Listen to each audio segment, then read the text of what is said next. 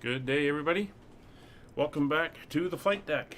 Today we're in Aurora, and we are heading from Vancouver, where we're sitting right now, down to Denver. Weather in Vancouver is nice. As you can see, just a few clouds in the area, kind of sunny. Current temperature is about 6 degrees, so it's not too bad. Weather down in Denver currently, it's a bit of a southeasterly winds. It's 2 degrees. And some scattered clouds with a bit of a higher cloud layer at about 15,000 feet. So again, another nice day down there. So we're flying the PMDG 737-700 for Aurora. So we'll jump on board, get her set up. Now apparently with the latest update, there's some issues about some false cautions coming up. So we'll see what happens when we get on board and see if we can spot any of those. So let's get on and we'll get going. Alright, somehow I ended out here in the wing view. That's Kevin sitting over there in the United. Oh, that's what I wanted. There we go. Alright, so let's start getting the aircraft all set up and ready to go. So parking brake is set. I'll come up top. And battery is on and guarded. Standby power is to auto and guarded. And emergency lights are armed and guarded. Ground power is connected and we're currently running on it. Lights are on steady. And we'll go up to the IRSs and get them into nav mode. Hey, Kevin. Yeah, I was surprised. I kept hearing the engine going. They're getting closer and closer. They must be parking. And sure enough, parked right beside me. That was you. Alright, so the IRSs are aligning. We can get the passengers to start boarding. Alright, we'll clear the master caution. And we'll carry on with the setup. So passenger signs are on. Get the panel brightness up while we're here. Electric hydraulic pumps left and right are on. Yaw damper is on. Window heat is on. Left aft fuel pump. We'll leave off at the moment. As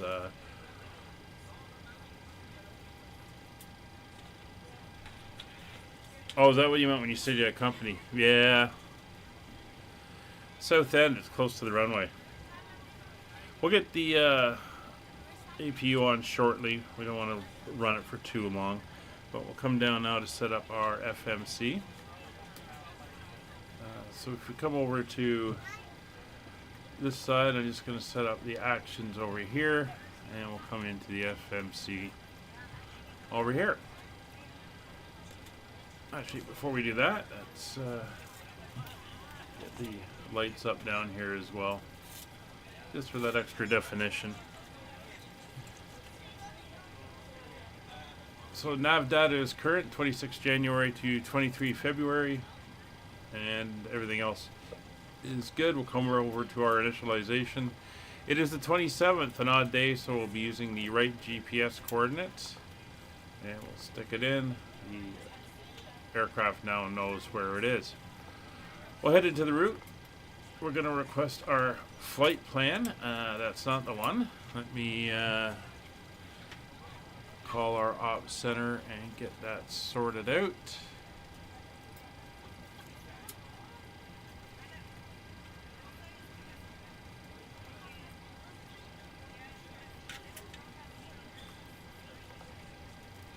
There we go. CYVR to KDEN is the route we want.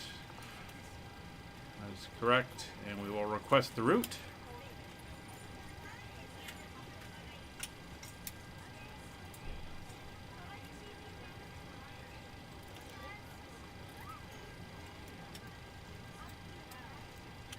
Route's in, so we'll load it into the system. It's not a long route. Could have manually typed it in. It's just a few direct to waypoints, but we'll let the computers do it. There we go. We'll activate and execute. So today we are UKV, that is Skyways 3036. Get the flight number in, and we're all good. And there you can see our route. Basically 4 direct to waypoints, and then the SID and the star. So that is all entered in. We can come to our departure. Current winds today. I'll throw the MEDAR into the chat so everyone can see it. As you can see, winds are 280 at 6 knots, set 10 miles visibility, a few cloud at 1500, broken at 2100, it's 6 degrees, and 3025. Just get that dialed in. 3025 is set.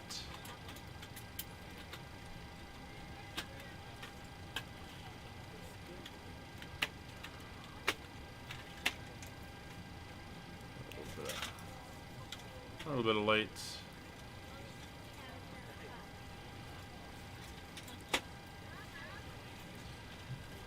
So for our departure today, we're going off on runway 26 left. And we're going to be using the CYVR 2 departure, which is a 5 miles straight out. And then we'll be turning onto course. We'll go into direct mode over to HUH and then head out from there. For our arrival, winds in Denver are currently out of the south, so we are going to be landing on runway 16 left, and we're going to be using the Flatty 3.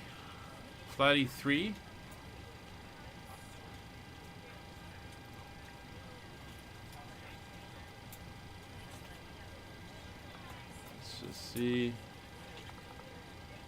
the Flatty 3.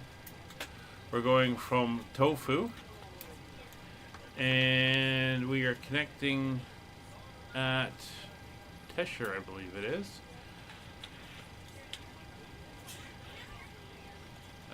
Teschner. This is one of those ones where it has an actual linking bit between the arrival and the approach. So we will go up and check on that and make sure that is all correct. So over into plan mode. Give us a nice radius here. So we're going to take off that way. Once we get up to about 2,000 feet, we'll go direct to Hugh and a left turn, and that will bring us back in. And then we're going to head to those waypoints, and then you can see us coming in now.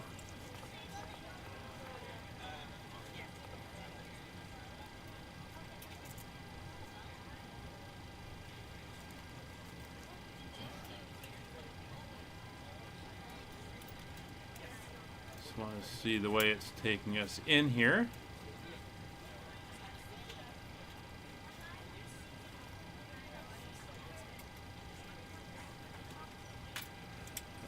Flatty, Eldo, be safe, be done, Tesher. That's all that there.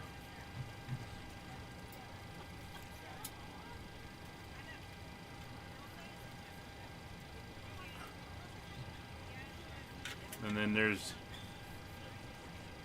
JP, JDiz, Japer. And Japer is the entry point into the actual arrival as we head in. I'm just looking at our altitudes it wants us at.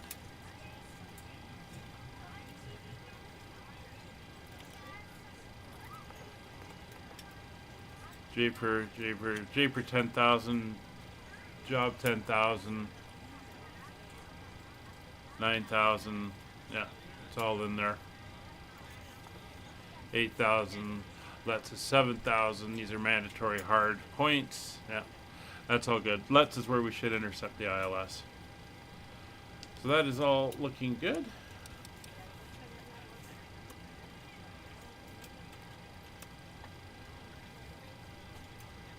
Alright, so that is that setup. Now what we can do is come over here. We're going to go into our fuel and payload and enter it this way. You can go through the other side and have it load real time. I'm just going to have it load in. So our fuel load today for today's flight, 7,453 kilograms. I'll enter that in. There we go. We'll return. We'll head to the payload.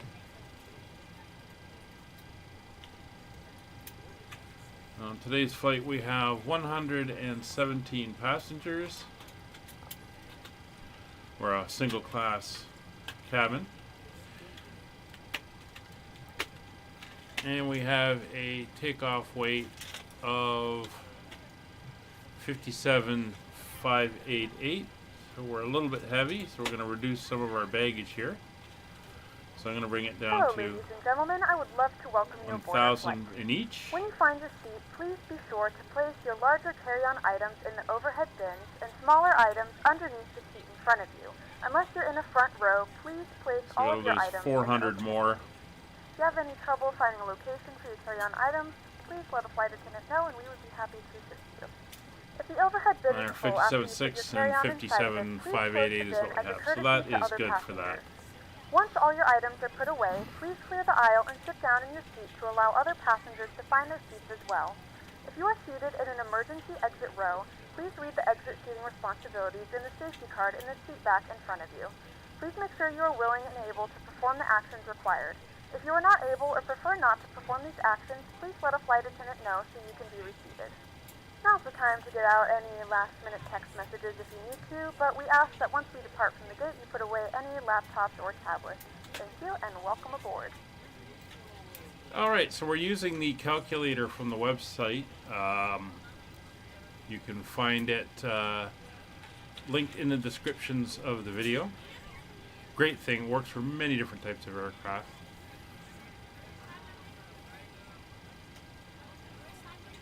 So we are at CYVR. We're taking off on 26 left, full length. Weather is imported in. We have our weight in, and we will calculate our takeoff performance. So let us head downstairs now, back to the FMC, and we'll do our performance. So our gross weight at takeoff is 57.6. Our planned fuel, as mentioned, is 7.4 tons. Our reserve fuel is 0.8. Cost index of 25. Our cruise level today is flight level 370. Cruise winds are 314 at 51 knots.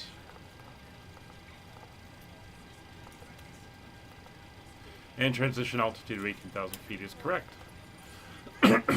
Sorry about that. We'll hit execute and N1 limits. And now we get the information off our performance calculator. So no cell temp today. It wants us to do a 20K TO2 D-rated takeoff, which is fine. So it's really going to be taking it easy on the engines today. And we'll go over to our takeoff information. Our winds, we'll get that in first, 280 at 6. Back over to page 1, it's going to be a flaps 1 takeoff. We have a remaining length of 1,100 feet. Center of gravity is 19.9. And it looks like we have a V1 of 126, a V rotate of 129, and a V2 of 135.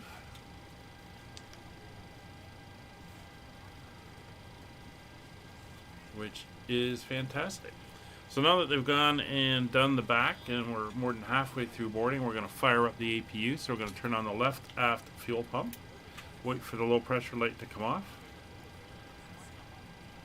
Turn on the APU, we'll wait for the low pressure light to come on. There it is, and we will start the APU. Let me get some warm air starting to go into the cabin.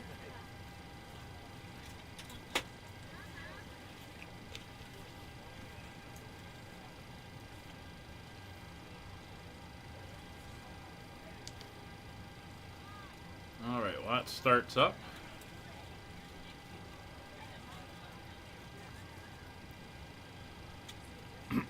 We now have our IRSs aligned, so we can do our systems check. So up top we go Mach speed warning test. Number 1, number 2. That's good. Stick shaker stall warning. Pilot side, first officer side, that's all good. We'll drop back down here. We are going to do our in-op test. There's our cautions.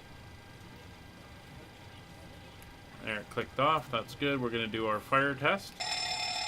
Master cautions 1, 2 APU fire lights are on. Cautions and master caution has gone off. And now our systems test. Glide slope. Pull up. Wind shear. Wind shear. Wind shear. Terrain. Terrain. Pull up. Airspeed low. Airspeed low. Alright, so we're done there.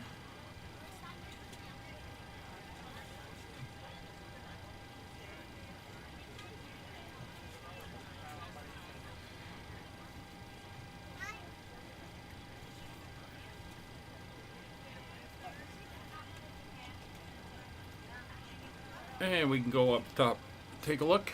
You can see our APU generator light. It says gen off bus. The light is on, which means it is available. So we're going to turn on the APU generators. You can see it click over on the power. We're now running off aircraft power. We'll turn on the APU bleed air as well. Turn on the packs. See the air pressure and the ductwork coming up, and isolation valve is open. Alright, so the air is starting to flow, and everything is looking good there.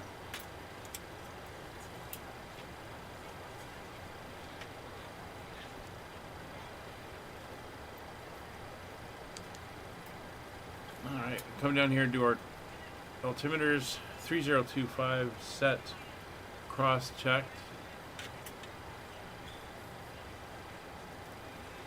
And it's on the standby.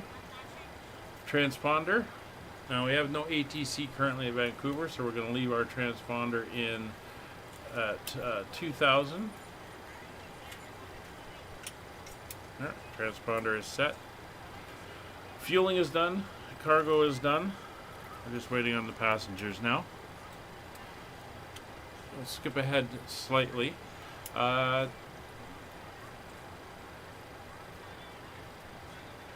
So for our cruise, as mentioned, we are going up to flight level 370. So we'll set 370 for our cruise altitude for the pressurization. And in case we have to come back here, we'll leave our landing elevation at 0, which is the basic elevation here at Vancouver. I think it's like 8 feet or something like that. For the airport, since we're right down on the water, we can start setting up the MCP here. We're going to set an initial climb of 12,000 feet. That is good. We're going to set our runway heading of 263. Runway heading. And our initial speed is going to be V2 plus 20, so that'll be 155. We're ready to go when you are. Sounds like everybody is on board in the back. That is great. So takeoff data is set. That's cruise altitude, landing altitude. MCP is set. Flight directors can come on now. And we will set our radios. Unicom frequency for VATSIM is 122.80. That is all good there. We'll just do our thing according to what it should be, Kevin. I know it's going to be a little chaotic, but that is fine. So last thing we're going to do before we leave, I'm going to set up my side here. I'd like to have my traffic alerting on. I turn my data on, and I turn on my terrain radar, and 10 miles on the ND for takeoff. Over on Roger's side, I put him into center. I give him a 40-mile bubble, so 20 miles ahead, 20 miles behind, and I turn on traffic and use my caution system over on that side. So with that done, let's pull up the pushback and we'll get ourselves set up. Now we're going to be pushing, we're going to be facing east. We're going to taxi out Echo Delta to Delta 7 for departure. So we're going to want tail to go to the left.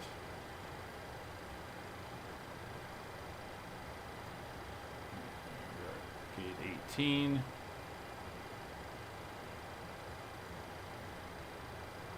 Bring the aircraft around and we'll have them plunk us right about there on the line.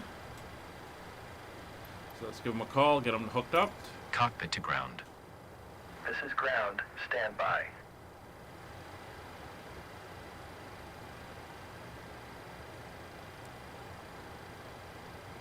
Good morning, ladies and gentlemen, and welcome aboard Flight 3036. With service to Denver. Our flight time will be roughly 2 hours and 12 minutes.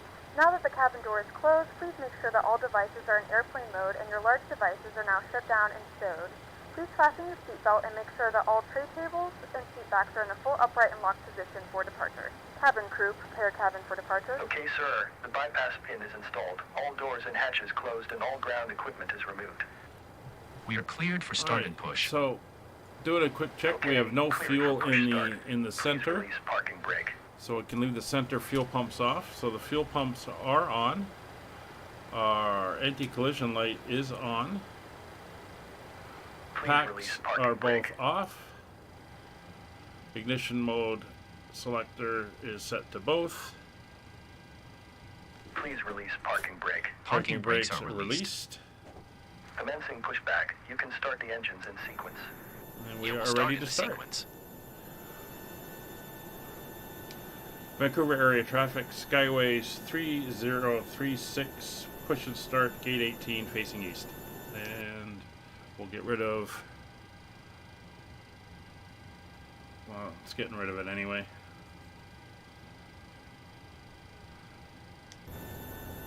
There we go. Direct your Oh, complete there's attention somebody to the leaving. flight attendants as they demonstrate the safety features of our aircraft.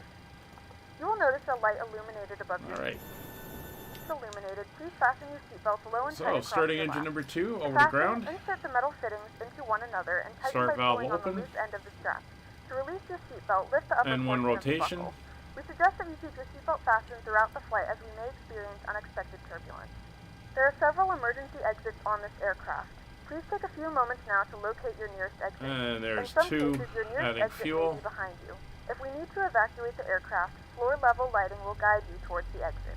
Fuel In the flow is event that the registering. cabin loses pressure, an oxygen mask will drop right in front of you. To start the flow of oxygen, pull the mask towards you. Place it firmly over your nose and mouth and secure the elastic band behind your head. Tighten the straps if necessary and breathe normally.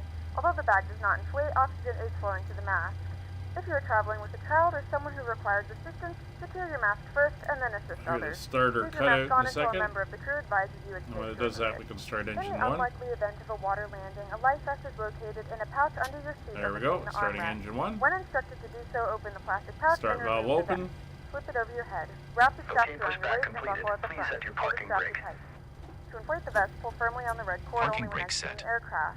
If it doesn't inflate Ground. You may automatically, you may disconnect. blow into the mouthpiece for a Okay, manual sir. installation. Clear to disconnect. The vest is Pin equipped has with a been whistle and a removed. light. See you at the side. Have a Adding good flight. fuel. Secondary for seat Holding safety. position waiting for the Please make sure visual. to exit Thank the you and aircraft as goodbye. soon as possible and leave your belongings. Once again, all devices must be in airplane mode and your larger devices must be turned off and stowed at this time. Please securely stow your personal items. Make sure your seatbelts are fastened and seat backs and tray tables are in their full upright position. We remind you that this is a non-smoking flight. Tampering with, disabling, or destroying the smoke detectors located in the lavatories is prohibited by law. All of this information and more can be found in the safety card located in the seat back in front of you. We suggest reading this and letting a cabin member know if you have any questions. Thank you for flying with us again, and we hope you enjoy your flight. Alright. So it's 2 engines up. And starters off on both. Alright, so up to the overhead we go. Generators for engine 1 and engine 2 are now on. Engine 1 and 2 start switches are in continuous. Oh, you're getting the weather? Probe heats for the left. Well, that's the window heats actually. Probe heats are on. Engine anti-ice not required. Engine 1 and 2 bleeds are coming on. Packs left and right are coming on. The recirc fan is on. Isolation valve is closed. APU bleed off. APU is off. Hey Nick, how's everything? Come down here to our trim. We want basically 6.5 units of trim. So we'll come back. And there's 4, 5, 6. I got 6.5 units of trim set. Flight controls. Go over to the systems page. There's full left, full right, neutral, full forward, full back, neutral, full left rudder, full right rudder, neutral. Engine instruments. Everything is looking good. We'll clear that. So we can arm LNAV and VNAV.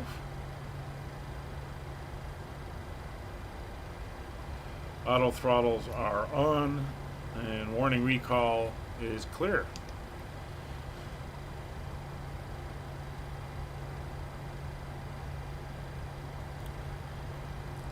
So we're good to taxi. Vancouver area traffic, Skyways 3036, taxiing via apron, Echo Delta to Delta 7, Vancouver.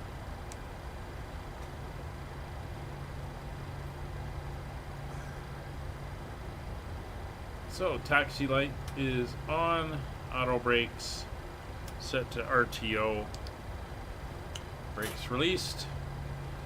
And we can head out now.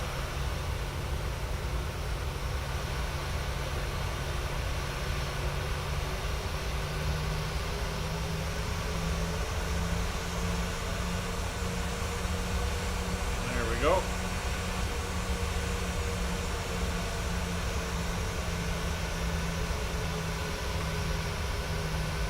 Kevin in his United over there. Usually flies a WestJet, but looks like he's found something new.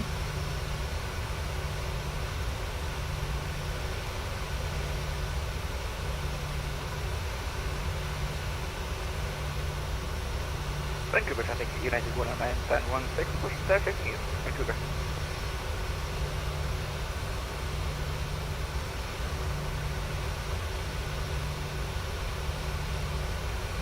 Kevin, check for your flight plan. I'm not seeing one filed for you, just in case we do run into ATC.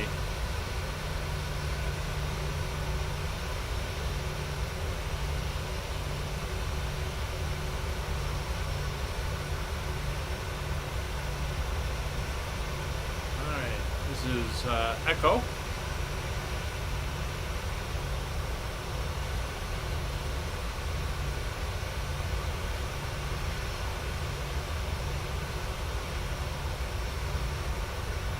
So our next stream is going to be on Sunday. Not expecting it to change, always a possibility on weekends, but 1400 Zulu, we should be flying from Montreal down to Puerto Vallarta in Mexico. So we'll be busting out the Ward Air A310 for that flight as we head off to sunny Mexico.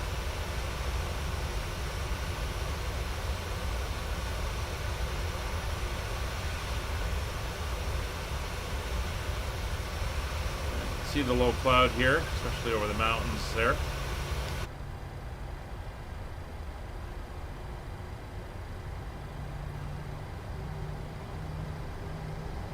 Gonna taxi all the way down, not quite to the end. We don't need the full length of the runway. We'll go down to the main hold point at D7.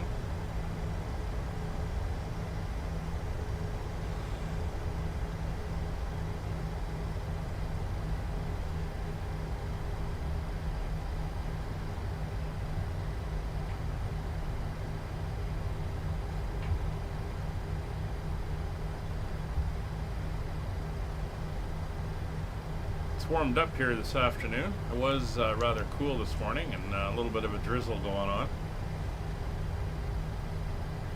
1 degree, but it's like I said, currently about 6 degrees. Not too bad out at the moment. A quick check of the airspace around us.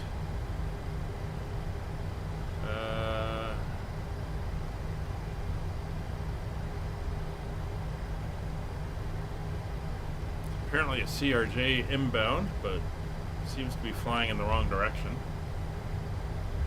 So I'm not sure exactly where he's going, but there's no other traffic really in the area, so we should be good for departure.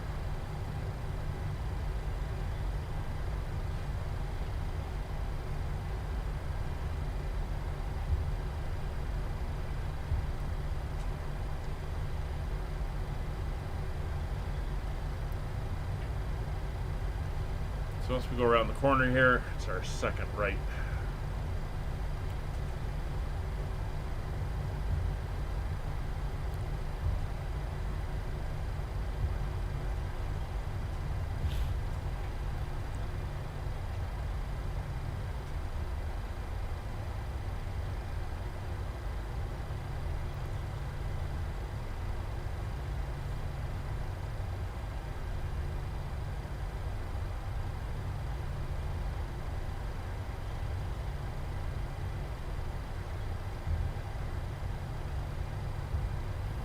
Delta 5. And we're going to go Delta 7.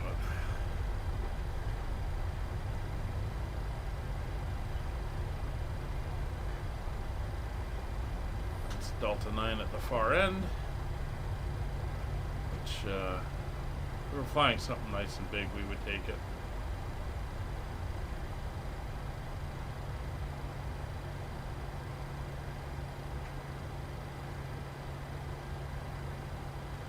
Alright, so let's get the brakes on.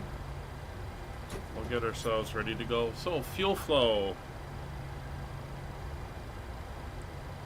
is reset. And fuel flow is looking good. V speeds 126, 155 is set. MCP 155, 263 at 12,000 is set. Nav data is confirmed, takeoff speeds are confirmed, and radios are checked, so we're good to go. Position lights will go to strobes and steady. Taxi light off, turn off lights on, main lights on, transponder is TARA. Traffic is set on.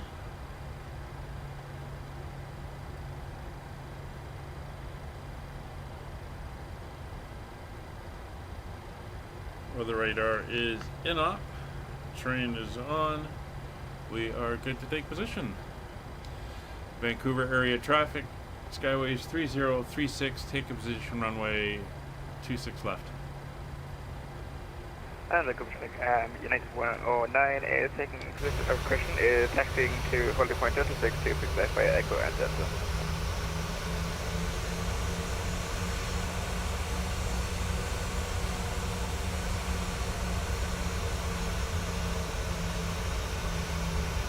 Get ourselves out into position here.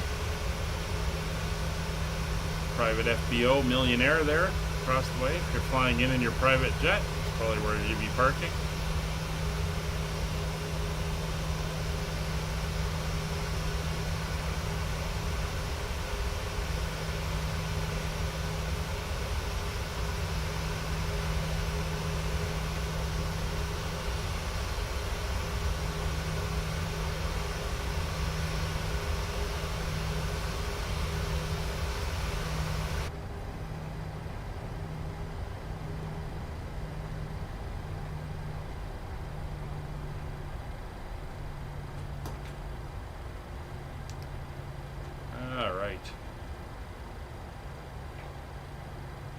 We are lined up.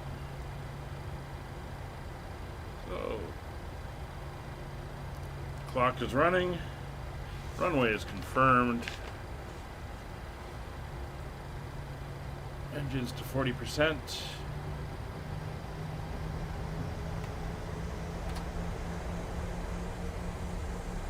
Just forgot the flaps.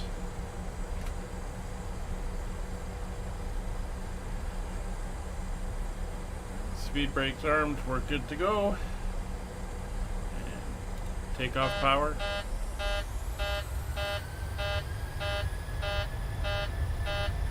Not sure what I'm missing. Oh, no, that's correct. 80 knots.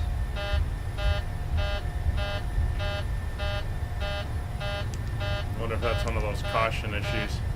V1, rotate.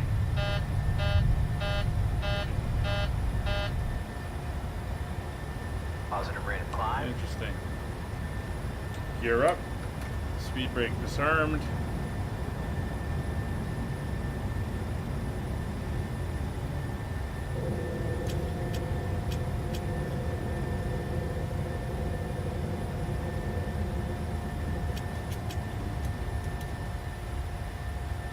Autopilot's on. It's 1,200 feet. Speed to N1, nose coming down for acceleration. 2,000 feet.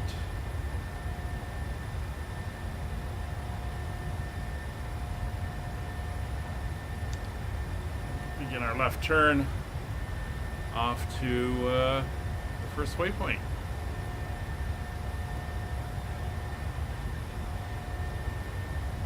And flaps up, speed checked.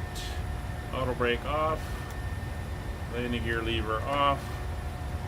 Turn off lights off. Ignition off.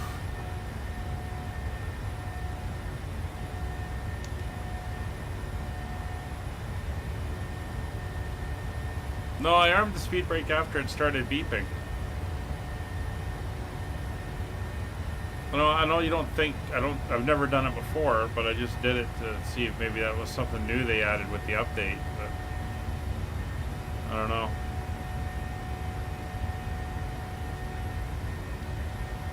Given what Kevin was saying in the Discord, I think there's going to be another update coming soon.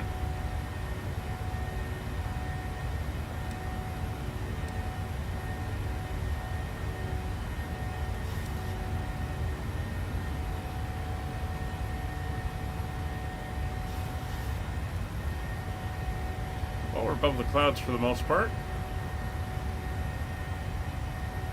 N1 LNAV, VNAV speed.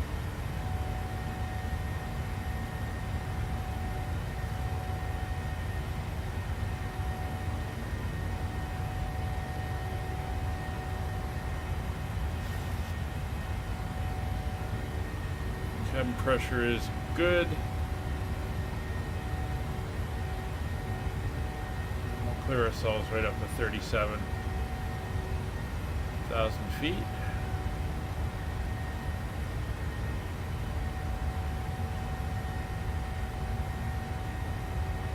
Vancouver traffic, United 109 is taking position number 26 left for westbound departure. Vancouver.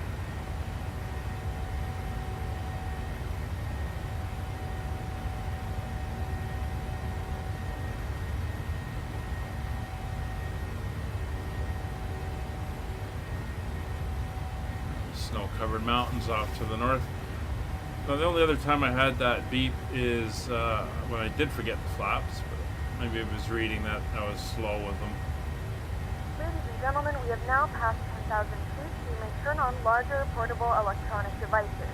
This is also a reminder to please keep your seatbelt fastened throughout the duration of the flight and do not form a line near the lavatory. This aircraft is equipped with onboard Wi-Fi. If you wish to connect to the Wi-Fi, you'll be directed to a page to pay a small fee for internet access. We do offer complimentary in-flight TV thanks to our partners. Connect to the Wi-Fi and you'll be able to access our wide range of free live TV and paid movies library. Alright, coming up for 12,000. Seems to be fairly steady out, so we can let the people up and do their thing.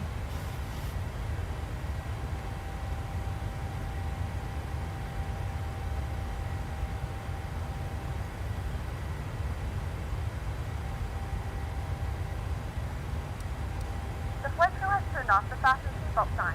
You can now get up and move around the cabin. However, we ask that you keep your seatbelt fastened when you in case of unexpected turbulence.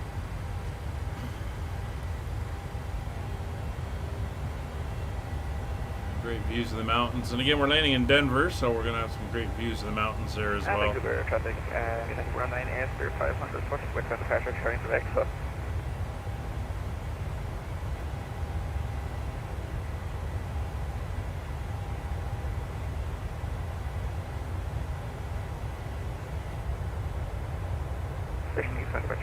Pretty good cloud layer down there though. Some mountains ahead. And that is Pack. Not sure what he is. He's flying in from Japan. Nagoya heading to Cincinnati. I wonder, oh, he's Pacific Air Cargo maybe? I think it's a cargo flight because he's heading to Covington, Cincinnati.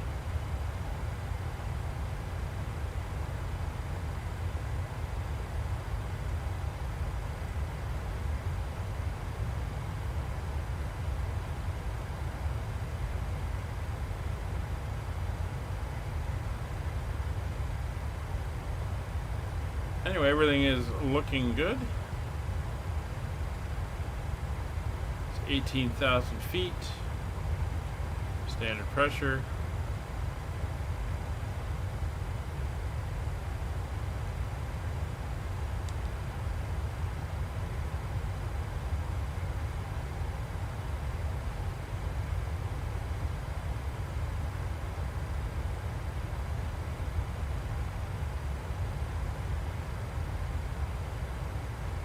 Off and running.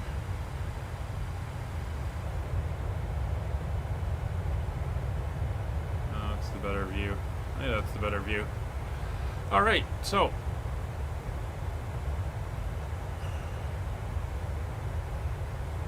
let's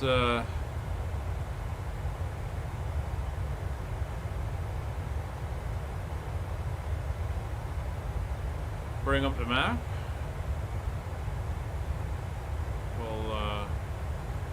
Adjust the chat box so we can see it without it being covered over, and we'll put on a little bit of entertainment. Enjoy the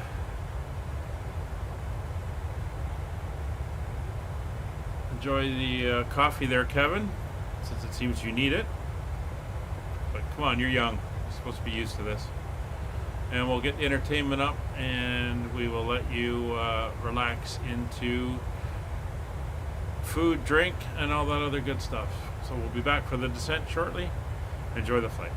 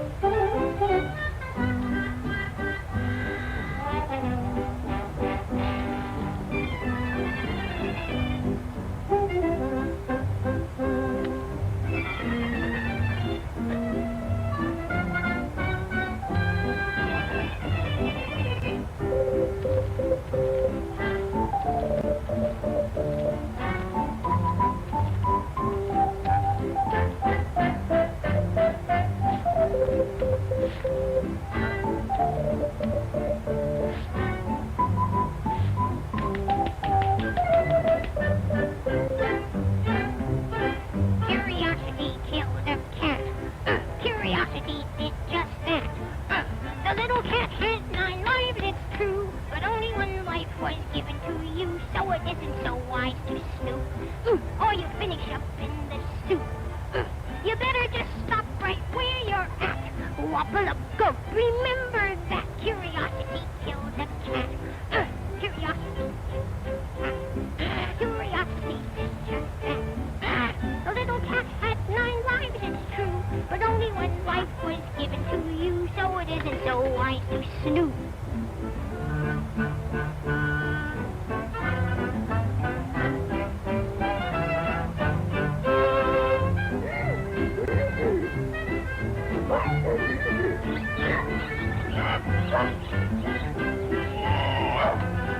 Remember that curiosity killed a cat.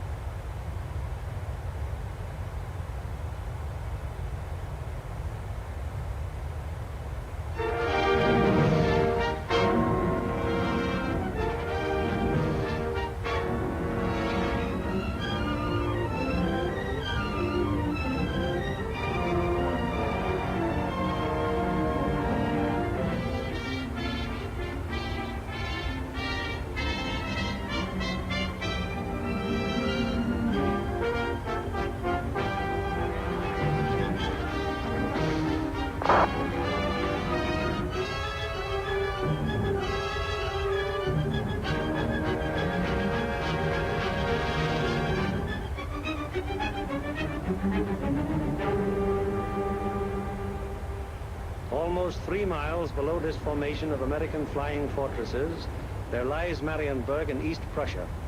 Up to this moment, one of the most important cogs in Germany's war machine.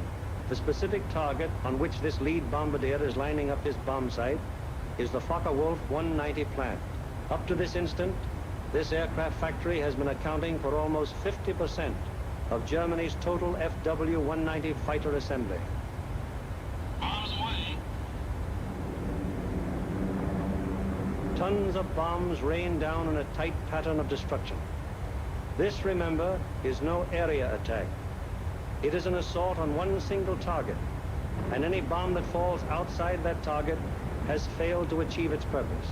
The assembly of fighters in this Focke-Wulf factory has come to a sudden and violent end.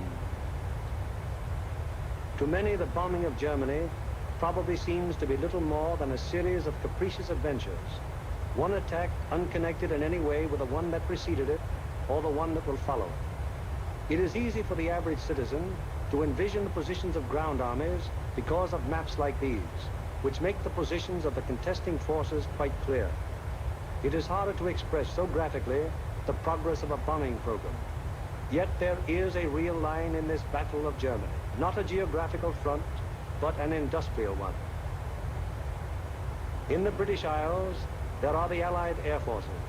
On the European continent, we have Regensburg, Marienburg, Bremen, Oschersleben, Warnemünde, and Kassel.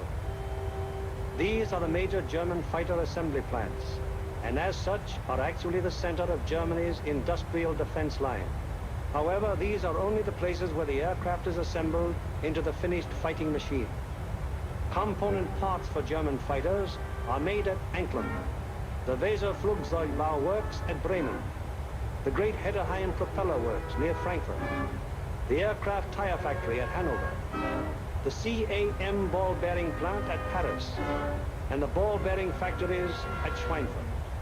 Obviously, an assembly plant can't operate if other plants aren't building the parts from which the enemy planes will be assembled. Fulz produced 29% of all German synthetic rubber production and is in fact responsible for 18% of our entire supply of rubber, natural or synthetic. At Bochum, there's a great steel plant producing high-grade aviation steel. Aurora, up in Norway, is a great producer of aluminum and magnesium, metals which figure importantly in aircraft production. At Ham, there are great railroad marshalling yards, having a capacity of 10,000 freight cars a day. Much of the tonnage handled here is closely connected with the manufacture, assembly, maintenance, and repair of enemy aircraft. And so it is all over Germany and occupied Europe. Everywhere there are plants and installations that contribute directly or indirectly to the making of German aircraft. Industrial bastions which must first be ripped apart before the enemy's armies can be destroyed. The smashing blows by the Allied air forces at Hulst, Aurora, Regensburg, Schweinfurt, Hanover, and Frankfurt have had the result of piercing the German industrial line to the extent of 37.5% of estimated single-engine fighter production in September of 1943. If this rate of drop continues, there can be only one result: the eventual disappearance of the Luftwaffe as a defensive force. But these attacks have had other far-reaching effects.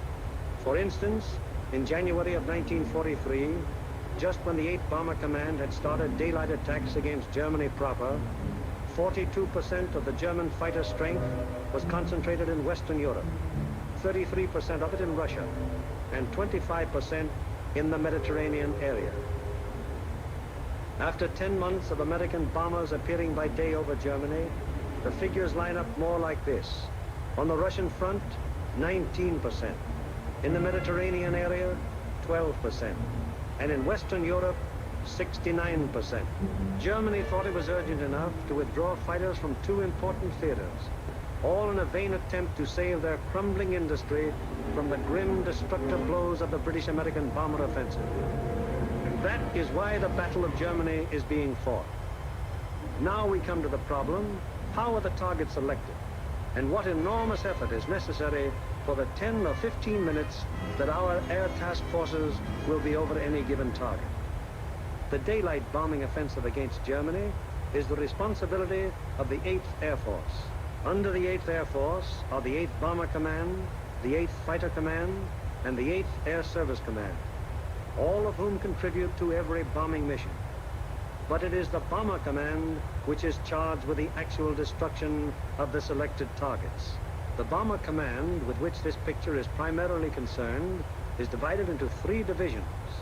Each division has a number of combat wings. Each combat wing, in turn, has 3 groups. This is the chain of command.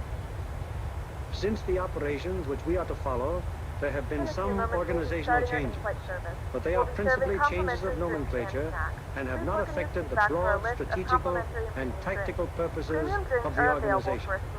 For instance, what is referred to as Bomber Command in this picture is now the 8th Air Force. Weather is the greatest single enemy of the 8th Bomber Command, for here is to be found the most changeable, treacherous weather in the world. To keep the most accurate possible check on weather conditions all over Europe, the RAF has established vast communication and reporting systems. Weather planes such as this Mosquito and our own B-17s are continually in the air in an effort to know in advance what the weather will be over Europe and the United Kingdom. Men like this supply a major portion of the data from which 8 main weather maps of Europe and of the United Kingdom are drawn each day. In addition, there are 4 upper air maps and 8 maps of a miscellaneous classification.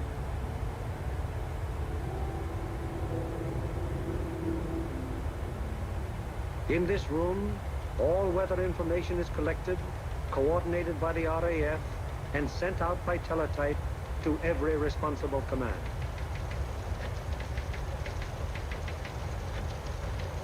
This is the weather section in the operations block at the Bomber Command. Here, the information gleaned from the weather stations is put together and correlated into weather maps. Accurate predictions must be made as to the direction and speed of the wind, downward and forward visibility, temperature, humidity, possible icing conditions, and probable atmospheric pressure at the bases, en route, and over the target.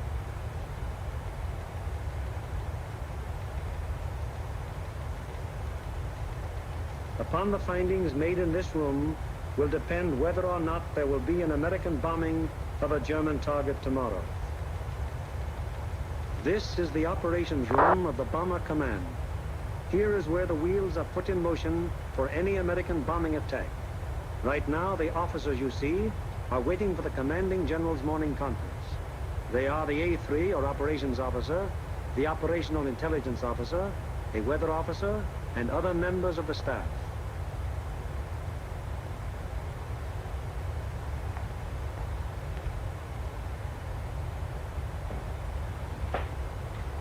What's the weather prospects today, Major?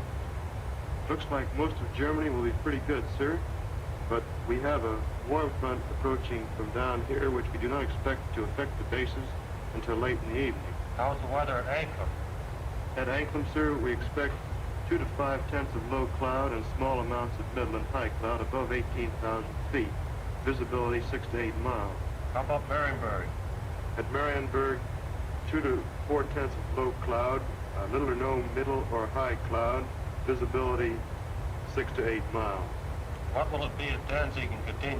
At Danzig and Gdynia, sir, 2 to 5 tenths of low cloud, 2 to 4 tenths of high cloud above 23,000 feet. Visibility in there about 5 miles. Give me the map of Honeycomb and the picture of the aircraft factory there. Yes.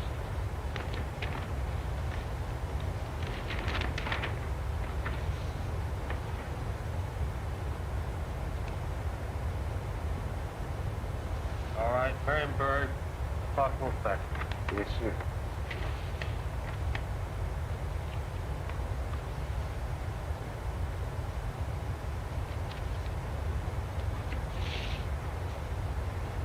We will attack Marienburg with 2 combat wings, Honeycomb with 2 combat wings, shipyards of Danzig with 2 combat wings, and the port facilities of Gdynia with 2 combat wings.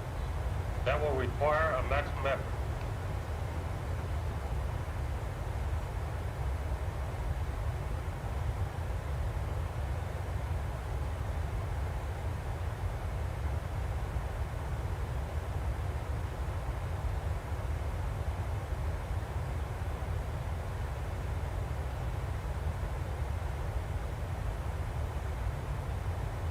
Now the various specialist officers then go into action.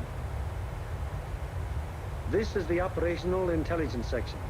Here are target files containing complete information as to the type, construction, and vulnerability of the targets. This data is gathered both from photo interpretation of aerial pictures and from confidential ground sources. On the basis of this information, the aiming point for the attack will be selected. The aiming point is a building or installation in the approximate center of the target. Here, operational research experts are minutely studying the architectural and construction details of the targets.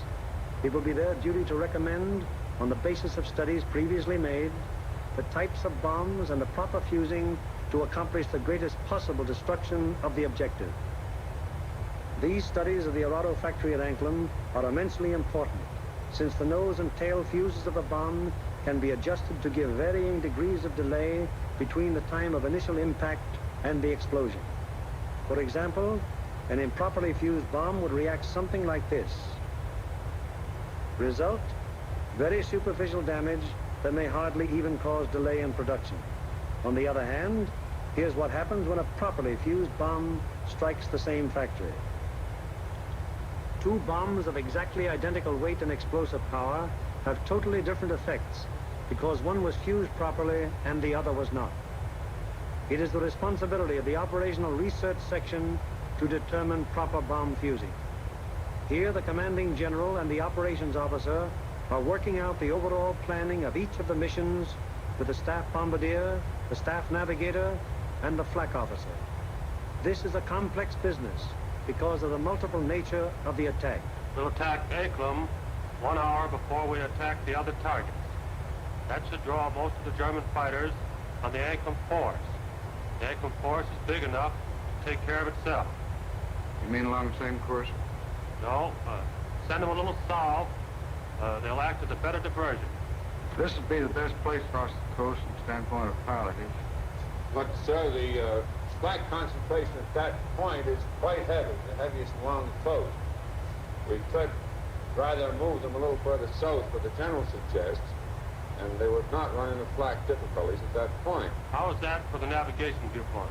Well, that's a very good landfall, sir. All right, we'll cross at that point, and you adjust the flight times accordingly. Take care of it, Darryl. Yes.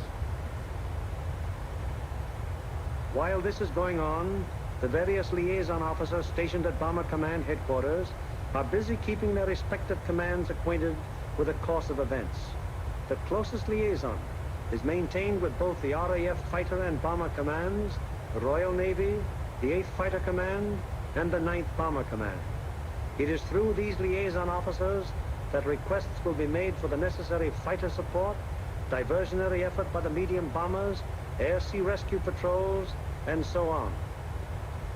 Officers at Fighter Command immediately look up plan number 2340 to find out what part the fighters are expected to play in the next day's operations. Similarly, the 9th Air Force is informed that Bomber Command intends to lay on plan number 2340. It will be the duty of the mediums to attack enemy airfields at a time that will cause maximum interference with German attempts to intercept the heavy bombers. Right now, weather officers are getting ready their forecast for the General's late afternoon conference, where final decisions will be made. There is the plan. Yeah, it should. Should be okay. Thanks. Good enough. Does your morning forecast still hold? Yes, sir. There's practically no change in the situation, and we still expect the base weather to hold up for return. Send out the field order exactly as planned. Yes, sir. Get me the 1st, 2nd, and 3rd divisions on a conference call, please. Already with your conference call. Go ahead.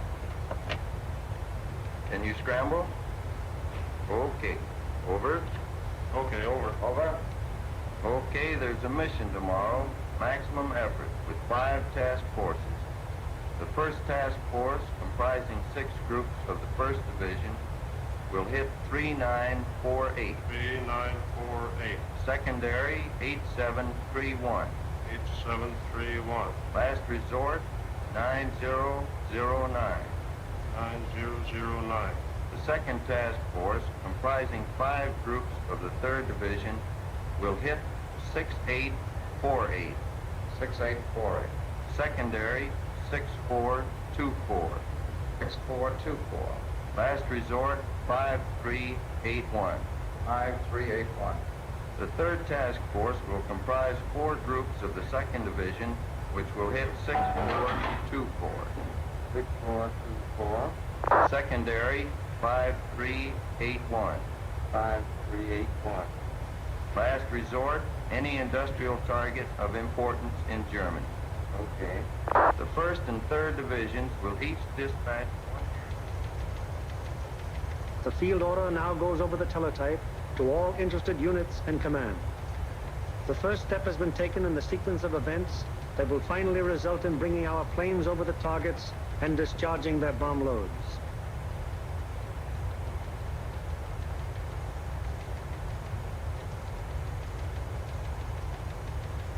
Command has conceived the mission and laid out general plans and routes. Division now plans in detail what command has ordered.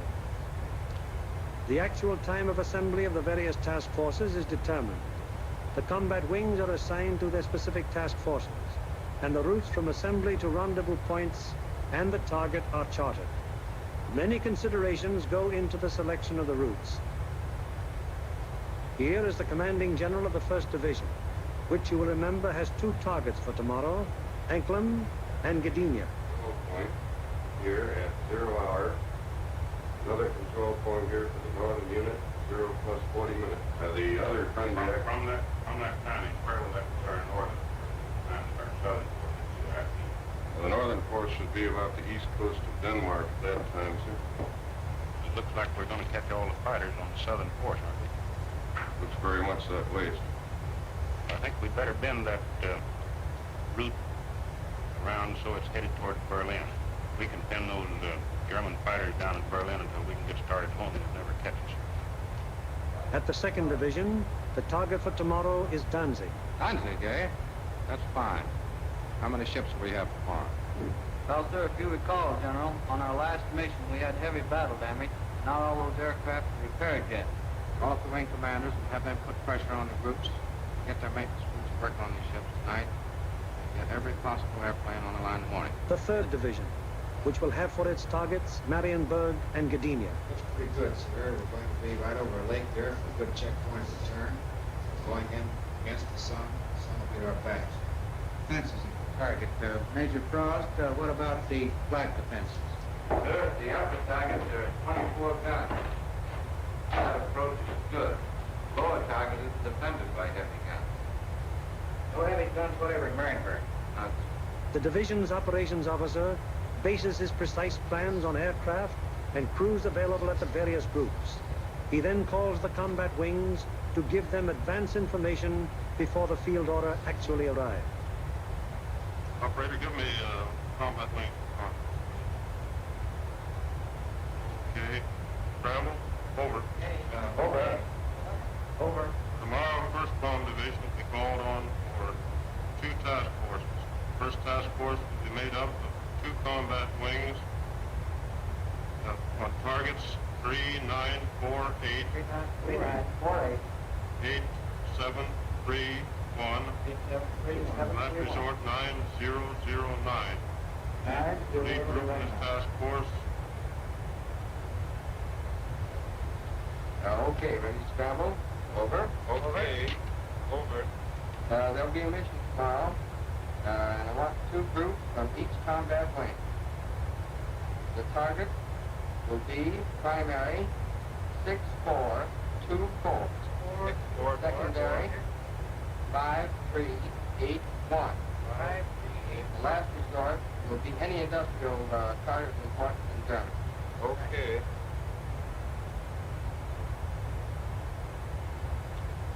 There's an order coming through. The 3rd Division will furnish 8 groups. 1st and 2nd wings, comprising the 2nd Task Force, will hit 6848. 6848. Secondary 6424. 6424. Last resort 5381. 5381. Last resort. Bomb load. 500-pound GPs fused, 1/10 nose, 1/100 tail. 1/10 nose, 1/100 tail. This is operations of the combat wing, a purely tactical unit having absolutely no administrative functions whatsoever. What do you intend to make? Sir, we'll assemble. Problems of takeoff and assembly are the particular specialized function of this organization. It is the primary business of the combat wing to get the airplanes of its group into the air at the proper times and to get them assembled once in the air. Field order requires that we provide the 2nd Combat Wing, 2nd Air Task Force. 89th Group will lead, 81st Group will be high, 63rd Group will be low. That means that Colonel Whitten will lead the Combat Wing on this mission? The Bomber Command has asked for a maximum effort. That means every available plane is to be gotten into the air. Ramsey, this field order has called for 3,100 gallons for the H's due to the distance.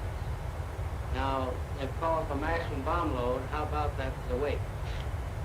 I think we've got to put 8 bombs in the H's and 12 in the D's. It keeps us around 65,000 pounds. How about the CG? CG is well forward, and I think it'll work out very well. It's down home for a long period of time. All right, we'll have 8 in the H's and maximum in the D's. Most of the groups are going further than an American bomber has gone before. Combat wings must work out precisely the maximum bomb load in relation to the required gas load. Decisions made in this and other matters are added to the division's field order and passed on to the groups, the ultimate tactical unit, to the men who get the planes in the air and fly the mission.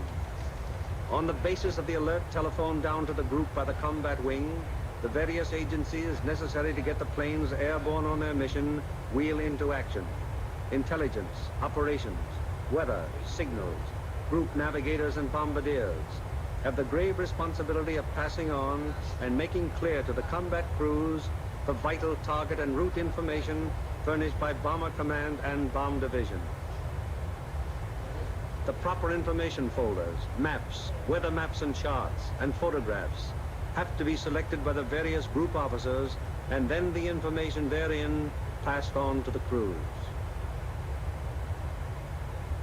In dispersal areas, ground crews are getting their planes in condition to fly the mission.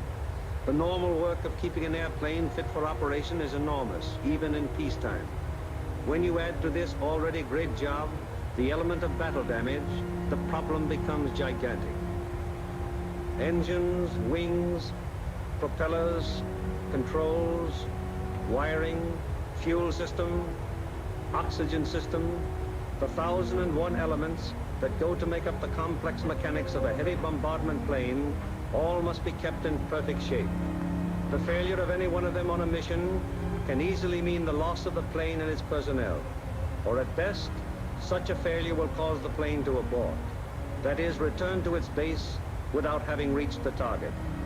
It was originally estimated that about 37.5% of planes on hand would be effective at one time. However, the maintenance and repair has been so magnificently performed that sometimes up to 50% of planes on hand have been effective.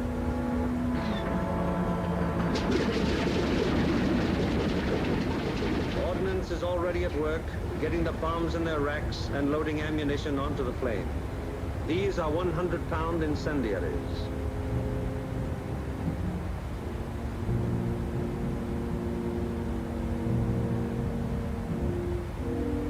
These are 500-pound general-purpose bombs. And these are 1,000-pound GPs.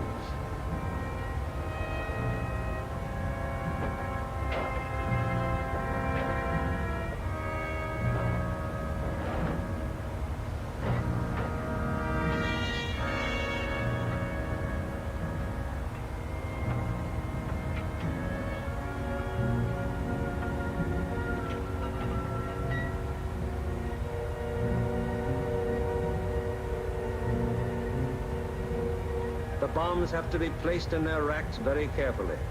One bomb sticking in its rack through careless placement might make a whole mission useless so far as that individual plane goes.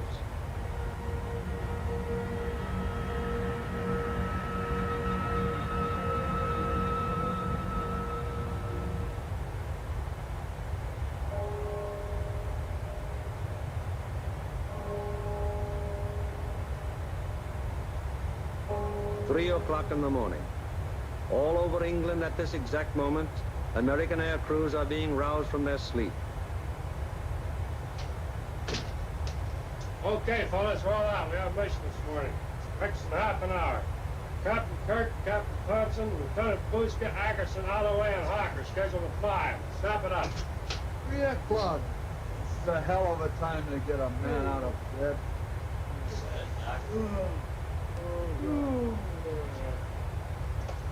Come on, you drips, out of bed, breakfast in half an hour. Come on, Nick, rise and shine.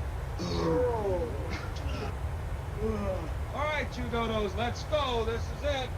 Okay, fellas, let's go. Come on, Swifty, get it out. Let's go. Go, you guys. Hit the deck. Breakfast at 4, briefing at 5.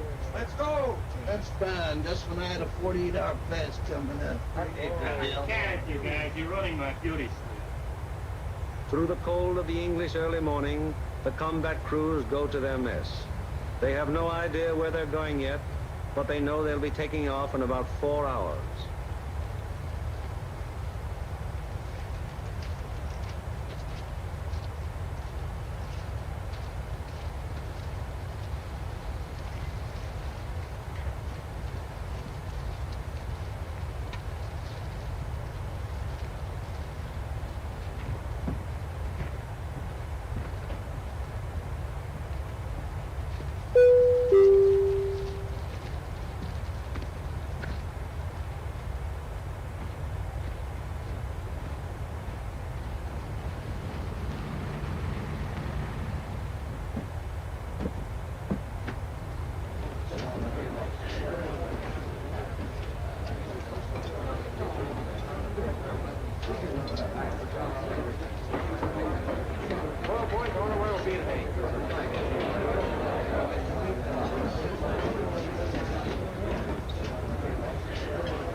How do you think those Jerrys will be today? What do you think, Dub? They'll be shooting at us. Sometimes I don't think those Jerrys got proper respect for us. Well, what do you expect, Buster, the way you shoot? Gee, look who's talking. You couldn't hit a cow in the flank with a bow feather.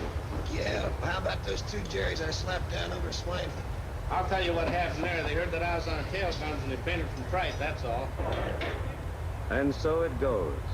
The 4,000 men who will go on this mission all know it will be a rugged deal. For some of them, it's their first mission. Others are veterans of many. Now, at all the groups in the Bomber Command, the air crews are assembling in the briefing rooms to learn the target for today.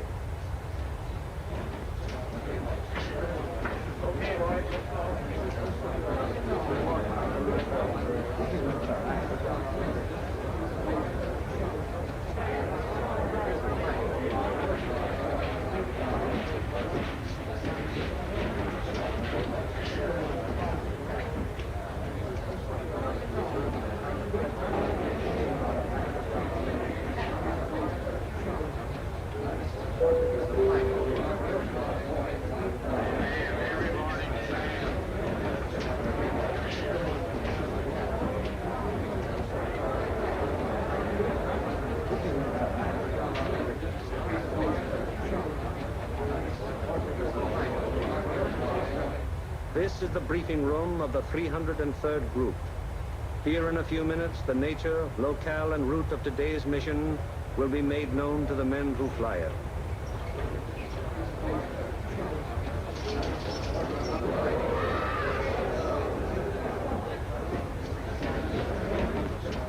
Target for today is Anchor.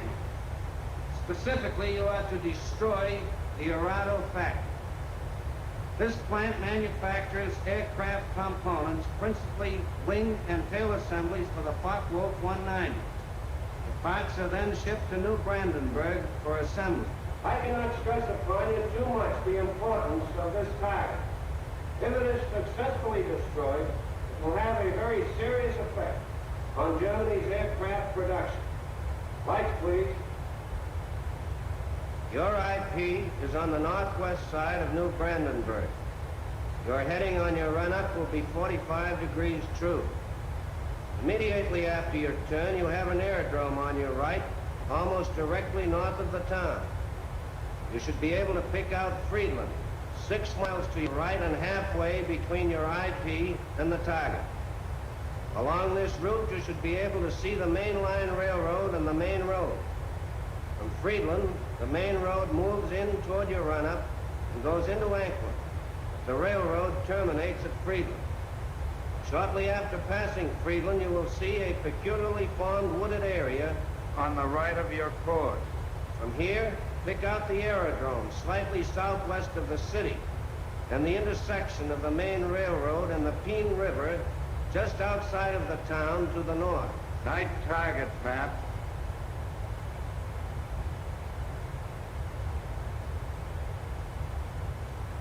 Your target is across the railroad, beyond the town, in the area formed by the bend of the river. And now a picture of the target. This group of buildings here is your target. This building will be the aiming point. If your bomb pattern is concentrated in this area, it should very effectively knock out the factory. Lights, please. At the 379th, the intelligent briefing continues. These troops will bomb from an altitude of 13,000 feet. We feel that this low altitude will be equalized by the element of surprise which is with us, and should ensure a thorough and complete finding of the target. Another task force is hitting the FW-190 assembly plant at Marienburg. If the two missions are successful, 65% of Jerry's remaining FW-190 production and assembly facilities will be destroyed. At the 384th. Other forces are attacking submarine yards, aircraft assembly plants, and units of the German fleet at Danzig and Gdynia. If these attacks succeed, they will destroy 13.5% of Germany's remaining U-boat construction and will destroy or immobilize a large section of the German Navy. The overall result of all 4 attacks will be to show the Hun that his efforts to protect his key industries by moving them to the east will be unsuccessful. It will show him that we will seek out his industry and destroy it wherever he places it. At the 351st, the intelligence briefing is completed. Your secondary target this morning is the air park at Throttle. This contains a Focke-Wulf assembly plant, a bombardier school, and you'll love this. It's the country club of the German Air Force. Should you be unable to bomb either of those 2 targets, then in that case, you'll attempt to bomb the last resort target, which is the Hankel assembly plant at Rostov. This is the only complete Hankel unit in North Germany. It should be easily identified by the airfield adjoining, which has 6 intersecting runways running from 1,000 to 1,600 yards, and they're full of nice, fat, juicy Hankels. A weather officer briefs the crews of the 305th group going to Gdynia. The synoptic situation today is this. We have a high-pressure system centered over northwest Europe, up here near Finland, extending southwestward down across the British Isles, causing an influx of south and southwesterly air going up in this direction, hence causing little or no cloud in the area up there and toward your target.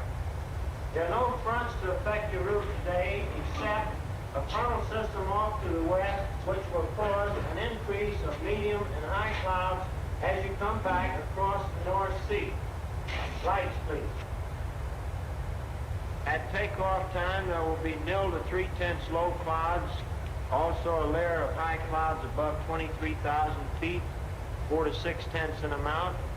Also a middle layer of clouds in there between 10 and 12,000 feet.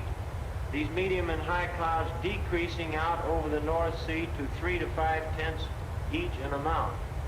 The low clouds will increase as you go out toward the North Sea to 3 to 5 tenths. Base 1,500 to 2,000 feet, tops 4 to 5,000 feet. There will be some fog patches over England, visibility 1 to 2 miles, except in those fog patches 500 to 1,000 yards. Visibility increasing rapidly out over the North Sea and the remainder of your route to 4 to 6 miles. The high clouds continuing 3 to 5 tenths, and also the middle clouds on toward the target, decreasing to nil at the target. Low clouds continuing 3 to 5 tenths, decreasing to 2 to 4 tenths at the target, base 2,000 feet, tops 5,000 feet. Visibility 4 to 6 miles. The temperature at bombing altitude minus 26 degrees centigrade. The freezing level on your route out 12,000 feet over the North Sea with light rime in the middle clouds. As you return back to base, that freezing level will lower to about 7,000 feet, continuing light rime in the middle clouds. Now on the return route, weather will be very similar to your route out, except your clouds increasing in amount as you proceed back across the North Sea. Base on return, visibility 4 to 6 miles. A flak officer briefs the 389th Group of the 2nd Division going to Danzig. Gentlemen, this morning, because we are going to cross the Danish coast at such a relatively low altitude, we've planned the route so as to avoid as much flak as possible. At any rate, any flak that you do encounter will be merely a deterrent in nature. However, you can expect heavy flak batteries at a place where we make landfall here at Nvidia, about a mile south of course. Also, there are known to be other heavy batteries 8 miles south of course there on the coast at Hem. Other batteries are known to be located here at Corsair, 20 miles south of course, on the island of Skellum. From then on into the target, you will have very little flak. Now, while you're crossing the coast and when you're over aerodromes and cities in Denmark, you are advised to take evasive action. Now then, when you get to the target itself, your anti-aircraft fire from the ground will be known to be supported by fire from naval units.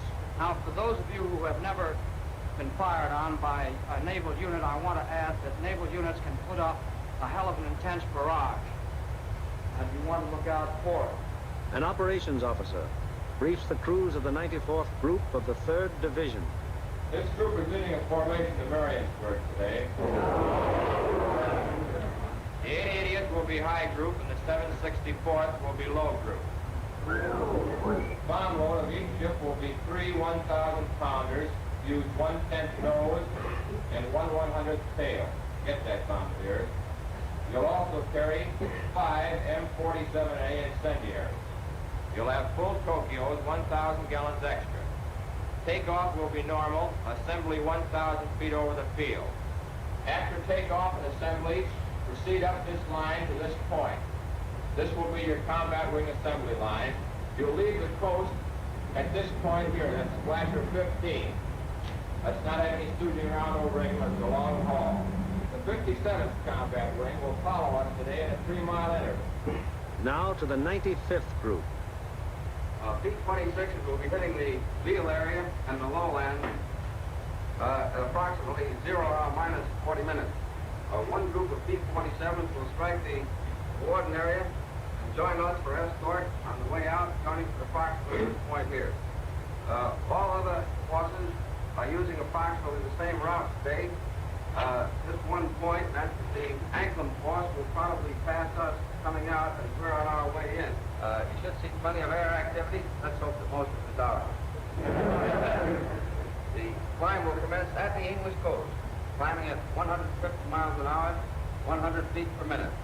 We should reach bombing altitude approximately the Danish coast. Under those circumstances, should the Danish coast be crossed at less than 12,000 feet. We will drain Tokyos as soon as possible. We should have plenty of gas. We figure approximately 400 gallons overload. At the 100th, the operations briefing is completed. Five loop formation today. Routes echelon to the right, till a point 75 miles from the enemy's coast. our normal combat wing formation will be assumed. For visibility, everybody use Aldous lamp. The Royal Navy will be out patrolling the sea routes, so any crews that have to ditch will probably be rescued very quickly. The Commanding General of Bomber Command asked us to put out a special effort today, so let's give it to him. The commanding officer of the group invariably has a few words to say. Men, it's always going to be rough. You're going to have to bow your necks in there, stay in there and pitch every minute. Now, gentlemen, this is the type of target you don't want to have to go back after the second time. If you fly a good, tight formation, get a good, dense pattern on that target, it won't happen. This angling crowd down here, they pull most of the fighters off of us. However, that's just a guess. So particularly for you gunners, you've got to be on the ball from the Danish coast onto the target. Flak will be heavy, probably active. Been through worse before. Remember that your biggest enemy is still a single-engine fighter plane. Now, you bombardiers, take your time in going in on your releases. Don't allow the flak to worry you. It's merely to break up your formation. Now, if you get in any trouble up in this area, remember you can always board sweep. Get on it. Neutral country. And it's close over there. Could be rough. Don't think it'll be too bad. And whether it's easy or rough, I'll be sitting out front, taking the whole works in. The main briefing over, the pilots, navigators, bombardiers, radio operators, gunners, receive separate specialized briefings. These briefings are very technical and very thorough, and are held so that every member of the combat crew will understand exactly what he can expect and what is expected of him. Any lack of thoroughness here might very well result in the failure of a mission. As dawn breaks over the English countryside, it finds the ground crews still working grimly in an effort to get every plane in the air that is scheduled to be dispatched.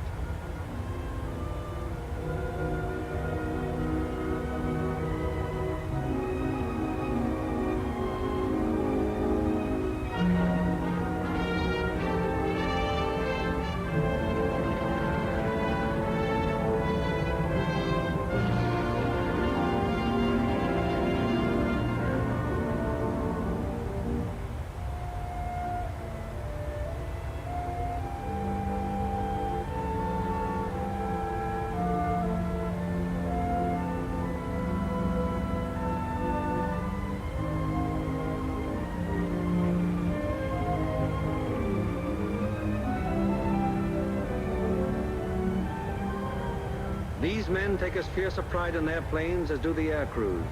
To each of them, it is a personal tragedy, reflecting in some way on their capabilities when their airplane is forced to turn back without having completed its mission, or when they have been unable to get an expected plane ready in time for a mission. It's getting on to the time when the combat crews go to their planes. Here they are in the crew room, putting on their flying clothes. Clothes and equipment especially constructed to ward off the intense sub-zero cold which they will encounter so shortly.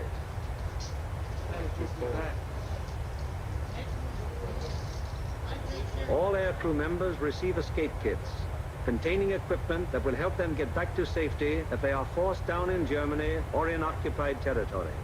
The pilots, co-pilots, navigators and bombardiers are also issued battle folders containing the maps which will be of such vital importance to them in the prosecution of the mission. The men turn in all personal papers and valuables, which might serve to give the enemy information in case of capture.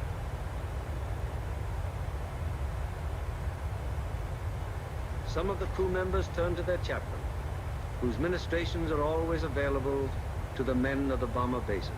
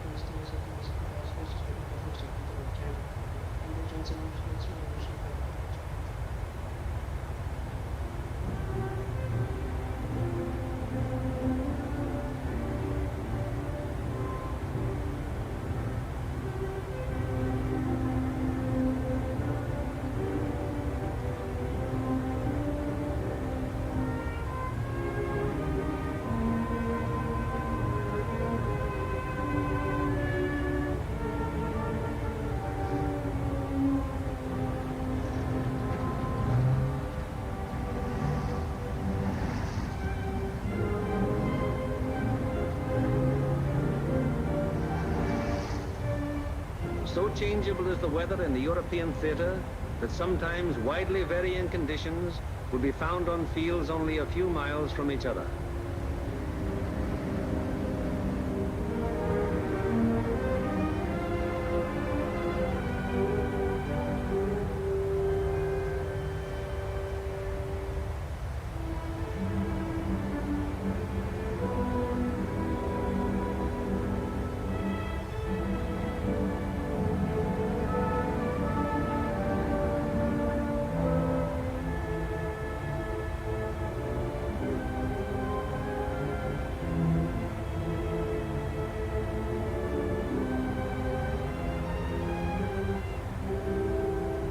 And now the last briefing of all. The final intimate conference around each airplane as the pilots recheck the details of the mission with their crews. Crew members have ceased to exist as individuals. They are now 10-man teams, and on the excellence of their teamwork will depend the success of the operation.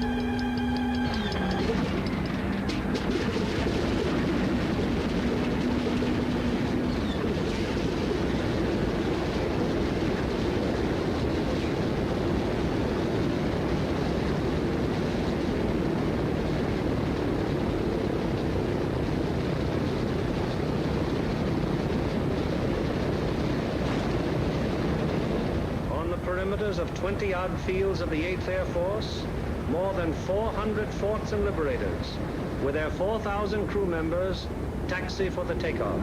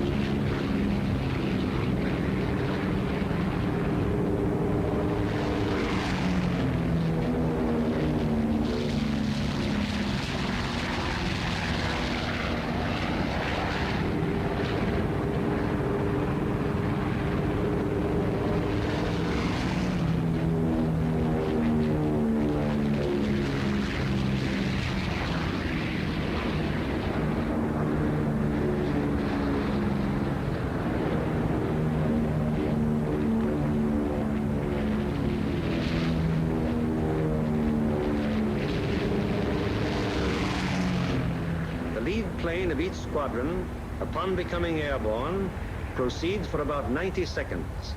It banks sharply to indicate its turning point, then goes into a slow left turn. Each successive plane in the element turns as soon as the pilot sees the plane in front of him turn. The element of 3 planes levels off at 1,000 feet and returns parallel to the takeoff runway at a distance of about 2 miles. Here the elements start to assemble into squadrons of 6. Continuing to circle the field, the squadrons then go to 2,000 feet, where the group assembly takes place. This accomplished, the group now moves on to the combat wing assembly point. Here is how the group stacks up from the side. The group has a depth of 850 feet. This is how the group looks from above. In the lead squadron, the second element is flown with the nose of the leader slightly behind and to the right of the right wing aircraft, first element. The lead plane of the high squadron flies even with the lead plane, second element, lead squadron. The second element of the high squadron flies with the leader's nose just behind and to the left of the left wing aircraft, first element. Here is the group as an enemy fighter pilot sees it, from head on. The first element of the lead squadron is stacked high left and low right. The first element of the low squadron is stacked high right and low left. Likewise, the first element of the high squadron is stacked high right and low left. All second elements are flown low. The second element of the lead squadron is stacked high left and low right. The second elements of the high and low squadrons are stacked high right and low left. Experience has shown that this arrangement of the group brings to bear on attacking fighters the greatest possible amount of firepower by utilizing to fullest advantage the field of fire of each gun in the formation. Again, it is proved to be the most maneuverable formation from which to execute the primary and all-important purpose of the mission, the dropping of the bomb loads on a precise target. Obviously, it would be desirable to stack as many bombing planes as possible in one defensive formation. However, it has been found that the largest practical defensive formation is the combat wing of 3 groups. Any formation of aircraft larger than this becomes unwieldy. This force has a depth of 3,000 feet. The nose of the lead aircraft of the low group is aligned with the tail and slightly to the left of the rearmost aircraft of the lead element, lead squadron, lead group. The nose of the lead aircraft of the high group is aligned with the tail of the rearmost aircraft of the lead element, lead squadron, lead group. The combat wing having been assembled, they now move on to make rendezvous with the rest of the task force. In this case, another combat wing.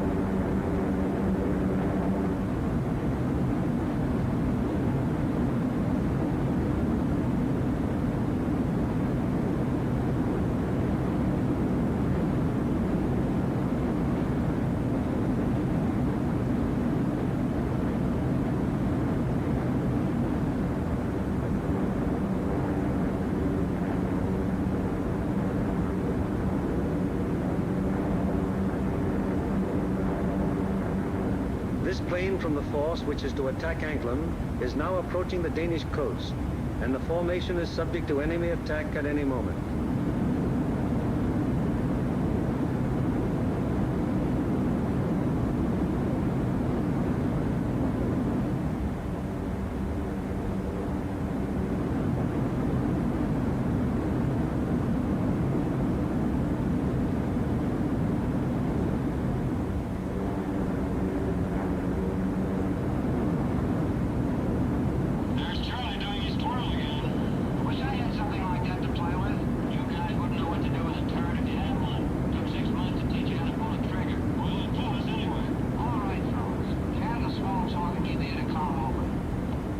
It is now 10:30 hours, and Denmark has been penetrated to some distance without any great opposition as yet.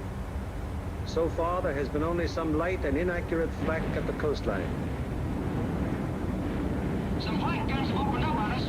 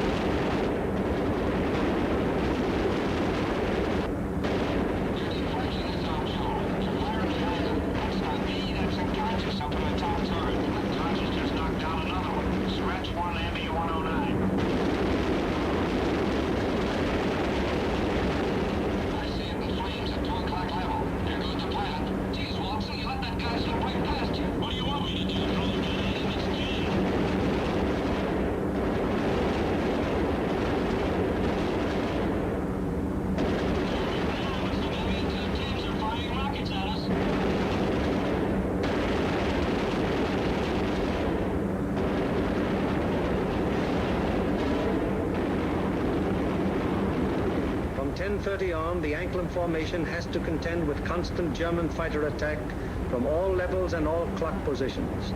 During this time, the gunners aboard the fortresses knock down fighter after fighter. However, the gunnery of the forts, no matter how sensational it may be, is only to ensure the successful performance of the mission. It is not the job or purpose of forts or liberators to seek out action with enemy fighters. They merely defend themselves against enemy fighter attack so that they can destroy their target and bring their crews back safely to their home bases.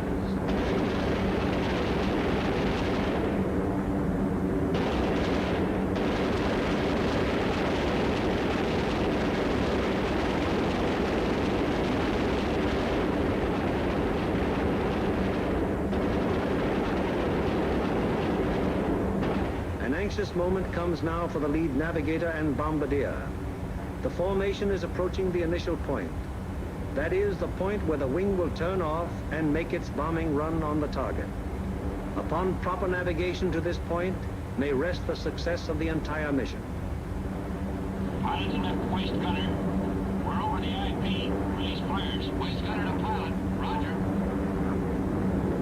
Once the combat wing has reached the IP, it breaks up into 3 component groups, for the wing formation is too unwieldy for a unit bombing operation.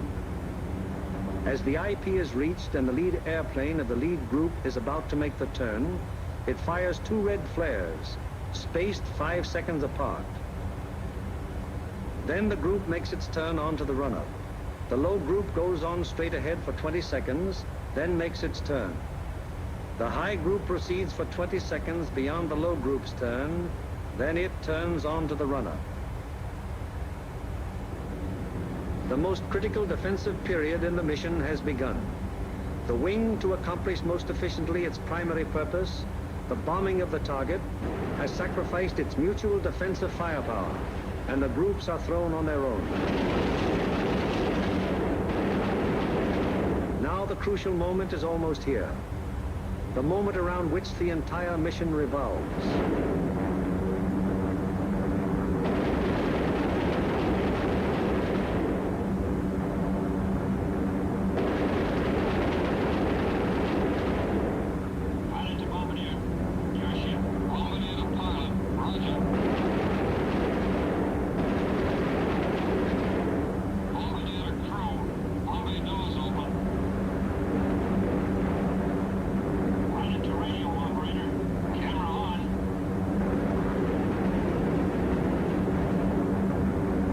Bomb bay doors open, the group is committed to its attack.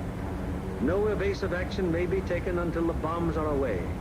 And at this time, the formation is most vulnerable to attack, both from flak and enemy fighters.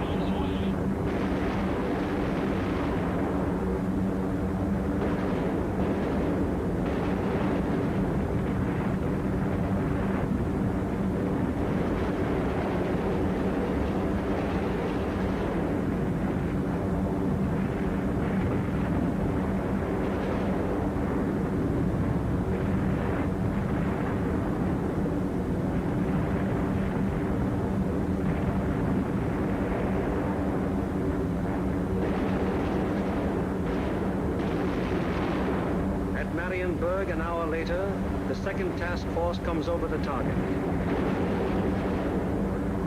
Bombs away.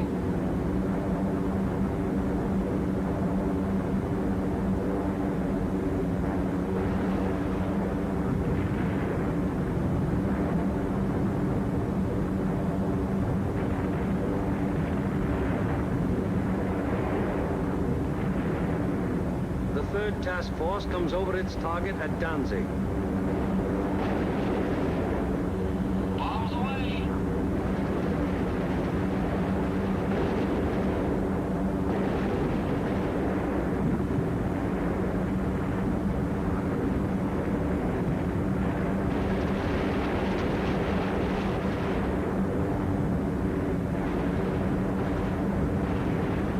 The fourth and fifth task forces arrive over the harbor area of Gdynia. Bombs away.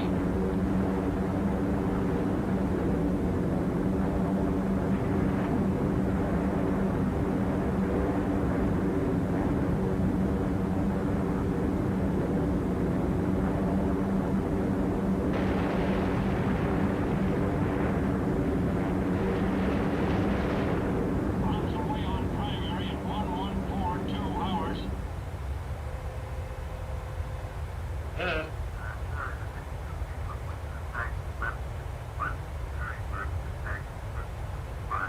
It is standard procedure for the group leader to inform Bomber Command the moment the target has been attacked. Bomber Command, in turn, promptly informs the commanding general of the 8th Air Force.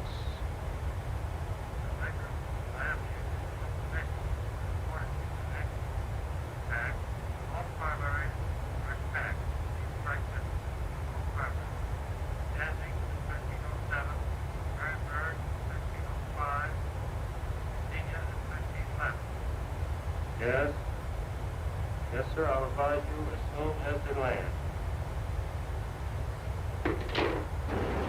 After getting bombs away and closing the bomb bay doors, the groups can now defend themselves again, at least to the extent of evasive action against the flak and fighter attack.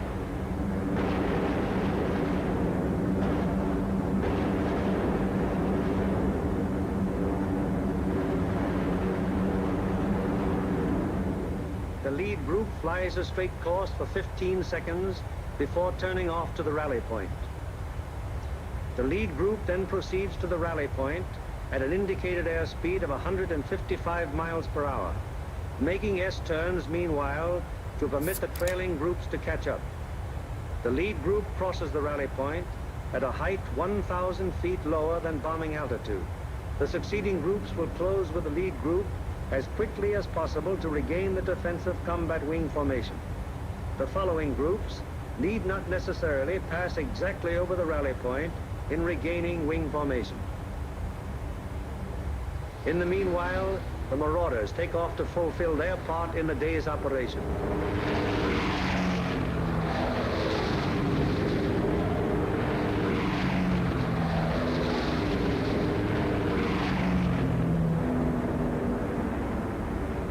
They bomb the aerodrome at Woensdrecht, one of the most important of the enemy's fighter bases. This blow by the medium bombers is timed so as to provide the maximum interference with the enemy's capacity to intercept our withdrawing heavy bombers. Last off are the fighters. Their great speed will enable them to reach the Leeuwarden district in a short time, sweep the area clear of enemy fighters, then give the heavy bombers withdrawal support from the enemy coast home. At the fields, it's getting on towards the most nervous of all times, the estimated time of return. Everyone who stays behind sweats out this period at the end of each mission. Here at the control tower, at the dispersal areas, at the Red Cross, at the Officers Club, everywhere on the field, the one thing paramount in everyone's mind is that the group is due back.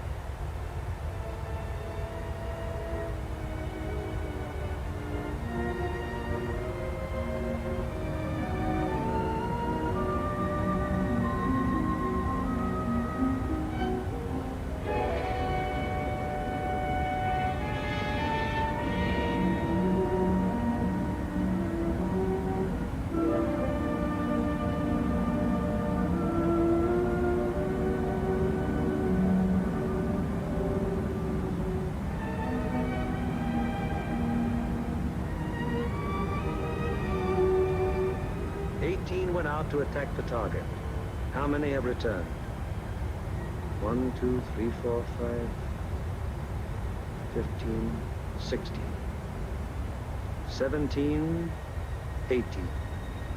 18 dispatched, 18 returned. 23 dispatched,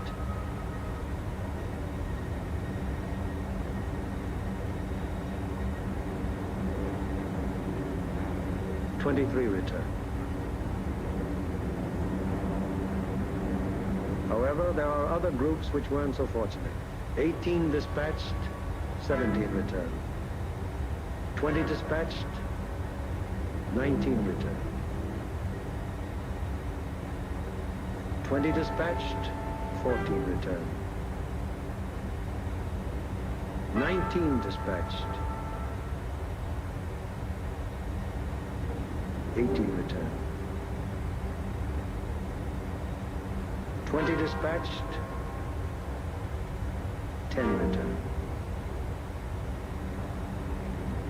18 dispatched, 8 returned.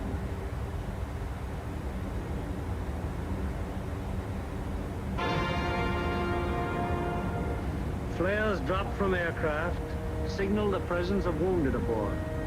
These airplanes are given priority in landing.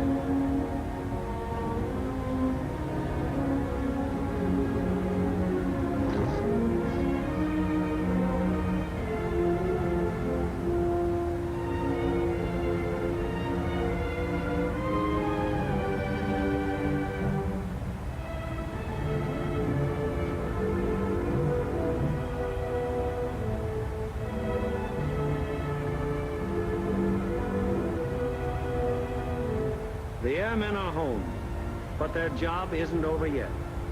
Before they can go to their billets for a well-earned rest, they must first undergo one of the most important phases of any mission, interrogation. It is highly important to question the crews at the first possible moment after the mission, while their impressions and memories are still fresh.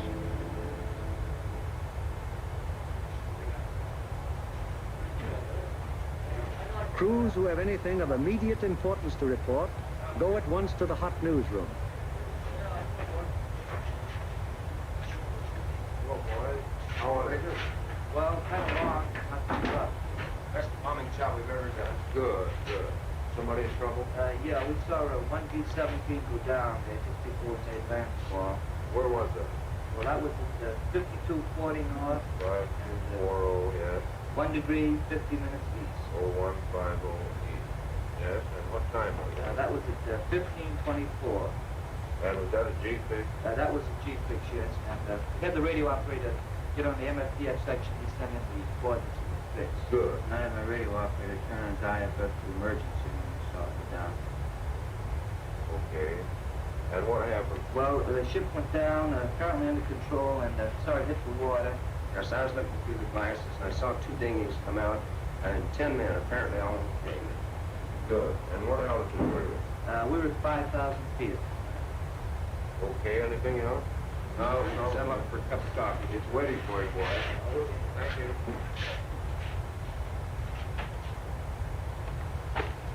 Third division, please. Smitty, got B-17 crew down the dinghy. Thank you, all. 16 group, please. Just aircraft priority. Flight control, please.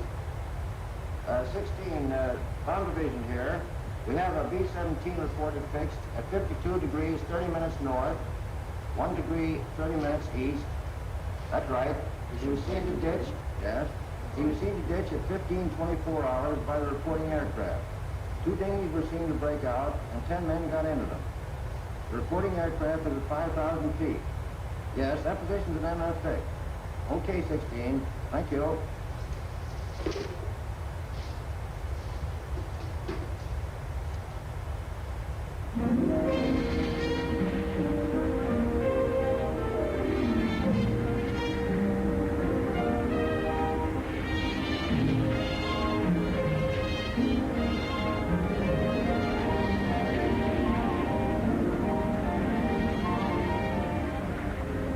In one way or another, scores of our crews are saved by air-sea rescue from the English Channel and the North Sea and returned to combat service. Aside from human values, a trained fortress crew is even more valuable than the plane they man, and the work of the air-sea rescue unit has been of enormous value to the 8th Air Force. The hungry crews are fed enough to hold them until they can be interrogated and get to their regular chow.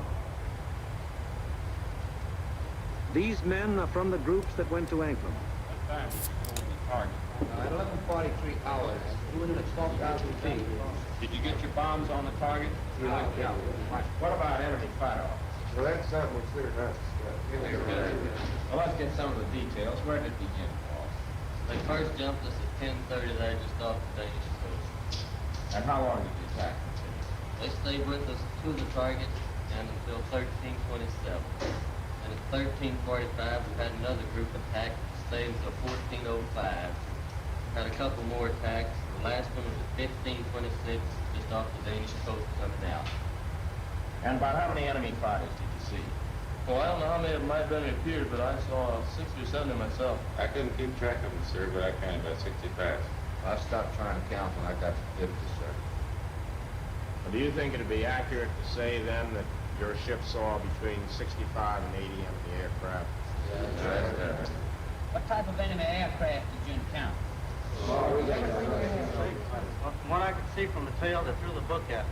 FW-190s, ME-109s, 110s, 210s, Dorniers, even JU-87s and 88s.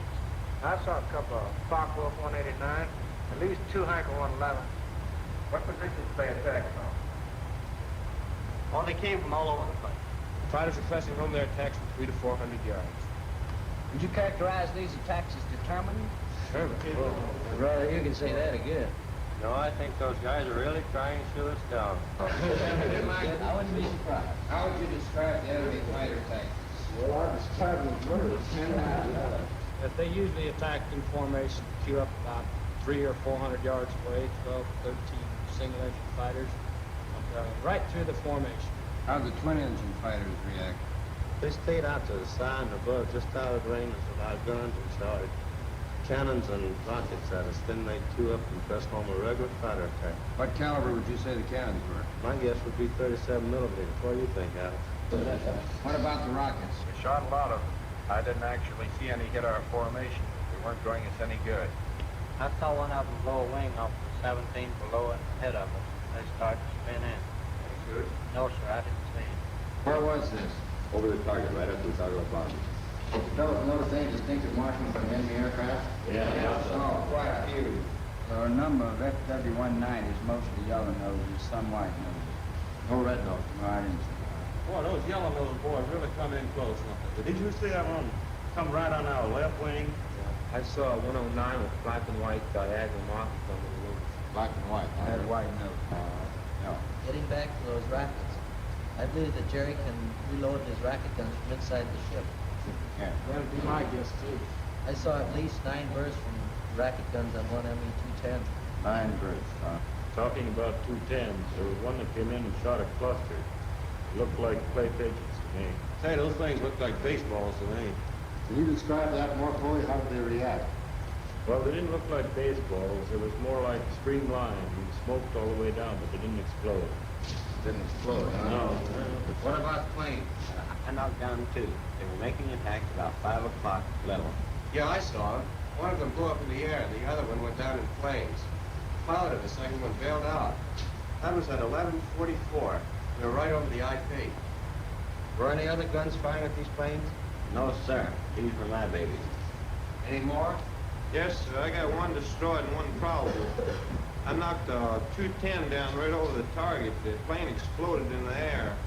I got a burst of 110, and it started down in flames. I couldn't see whether it went all the way down or not. We are under constant attack. Bombing results and enemy fighter reaction are only one phase of the interrogation. The enemy's anti-aircraft defenses, their concentration and their accuracy are also matters of great interest to the interrogators. The group of the 2nd Division, which went to Danzig. How would you describe the flag of the target? On the coast of the target, it was meager and inaccurate height and deflection. Over the target, it was still meager, but pretty accurate height and deflection. Is that how the rest of you fellows would describe it? What about on the way back? Well, it was meager and inaccurate, except now when we crossed the coast. It was a box barrage that was pretty accurate as to height. In fact, it was good at the altitude, but the deflection was a little off. First burst hit about 100 yards ahead of the lead plane. And we felt the concussion of it, right? We got a couple of flak holes in the fuselage right around my gun position. Any other battle damage? A couple of flak holes in the nose. First 303 in the number 4 engine. Got an oil line. What was your altitude when this box barrage almost touched? 21,500 feet. Did any of you notice anything unusual peculiar about the flak burst? No, it looks like the same old flak to me. Most of the 6 we hit. Also valuable to the interrogator is any intelligence that might be picked up by the crews en route to or from the target. Such observations may be completely incidental to the mission, but can prove to be of great value at another time when another target is being attacked. Let's find out what the force attacking Marienburg discovered on their way to and from the target. Full screen of data. Where does that emanate from? Well, it looks like the base tank off most mud spot down, nice little ways off the coast. Yeah, I mean, they were shooting up from the ground, too, and up so high, and mushroom out. Would you say it was effective? Well, we didn't pass right over the city itself, so we couldn't say definitely, but it looked like to me it'd be pretty doggone effective. All right. You see anything else? Yeah, there's a new airport about 2 miles below Danzig there, south of Danzig. What it look like? Pretty large airport with grass runways and a lot of construction at the south end. I seen another one there at Puck. It seemed like it's building runways and some buildings, new building right there. Probably not to be hangars. Okay. Now, how about military installations? Did you see any of those? Well, south of Stadtdorf in East Prussia, we saw some installations that might have been fortifications. They were large rectangular buildings with red tops. Yeah, there were 2 rows of 4. 4 buildings each? Yes. Good deal. Now, you see anything else? As soon as interrogation of the men is finished, the interrogation forms are checked and general statistics on the group's part in the attack are compiled. All right, let's get going on this report. Okay. The number of aircraft attacked. 20. C, number of aircraft attacking the primary target. 20. Hello, I want the A22 to guess. Hello, this is Norgan 492. Got a flash teletype report for you. You ready? The organizational flow which we have observed throughout this picture has now begun to operate in reverse. Information obtained from the crews is evaluated in divisional critiques, conferences in which all responsible group and divisional officers carefully inspect the detailed record of the mission, discuss any failures that may have occurred, and plan to prevent their recurrence. After a particularly large or important operation, there will be a command critique, with the 8th Air Force Commanding General presiding. Here in the dark room, the strike photos of the targets brought back by the returning planes of the group are developed and printed with all possible speed, so that experts of Bomber Command can assess the damage done. Coming in from planes of every group participating in the various raids, and interpreted and appraised by trained photo interpreters, These pictures will give Bomber Command an excellent idea as to exactly what parts of the various targets were hit and how severely.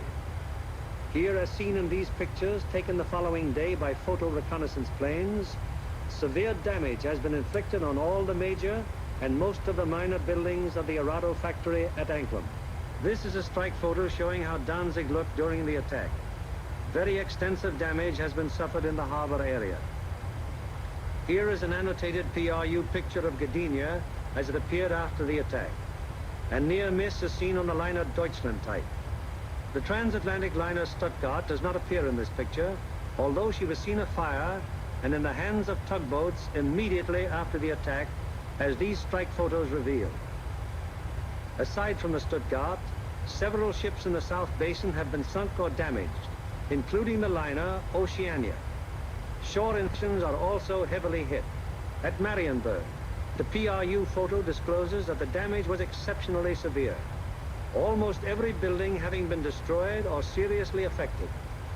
General Arnold has characterized this attack as the greatest example of precision bombing on record.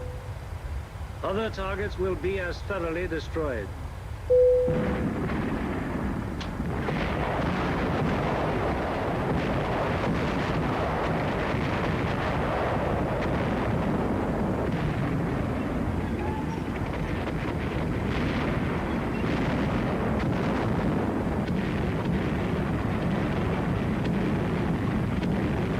Today, while the invasion armies are pressing the Battle of Europe, the Battle of Germany continues.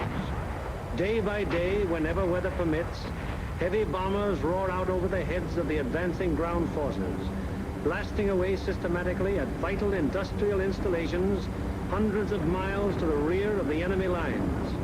Now, in contrast to earlier days of strategic bombing, when forts and liberators fought their way alone, fleets of long-range fighters, Mustangs, Thunderbolts, Lightnings, convoy the big bombers all the way to their targets, targets which may be anywhere in German-occupied Europe. The flood of supplies, so necessary to the survival of an army or a nation,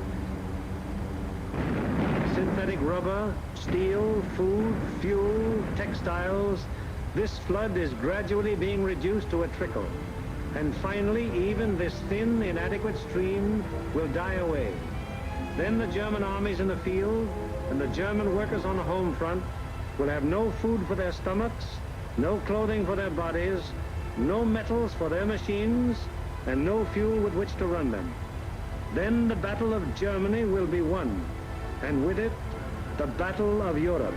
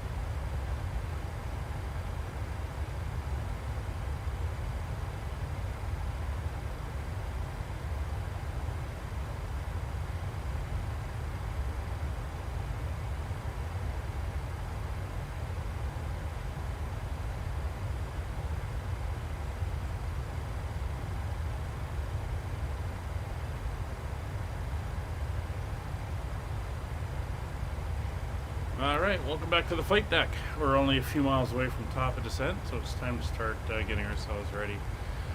So we are going to be descending down into Denver on the Flatty 3 arrival, as we saw when we were programming everything in. We're currently on the arrival right now.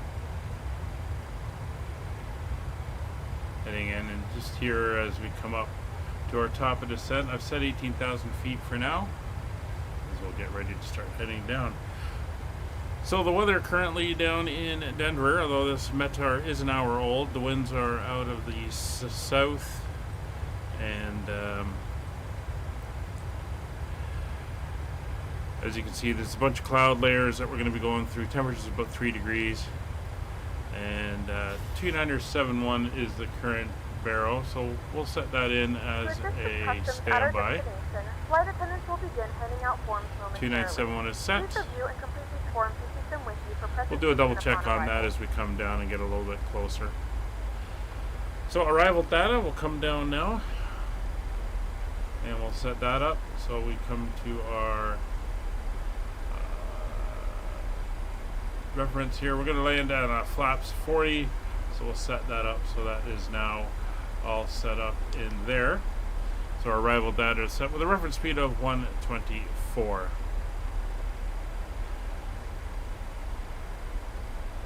Landing altitude we're going to set up. Our landing altitude is 5,434 feet, so we're going to dial in 5,450. Again, we're landing at the Mile High Airport here. There we go, 5,450. So that is set. Radios are set. It's all on Unicom right now. And no ATC currently up at this point in time. Denver area traffic, Skyway 3036 over Hippie. Inbound on the Flatty 3 arrival, runway 16 left. Denver descending through flight level 327. Alright, so let's get the ILS tuned in. We have an ILS frequency of 111.1.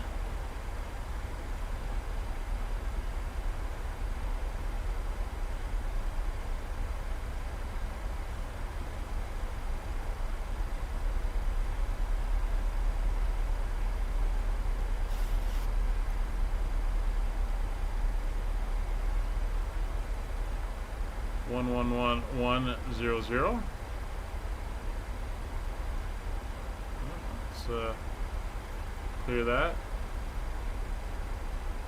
111.1 is set.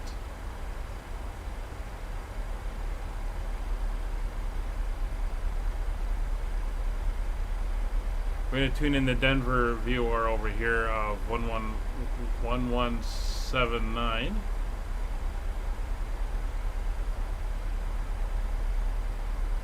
And that'll be over here on VOR 2. Course we're going to want is 173 degrees.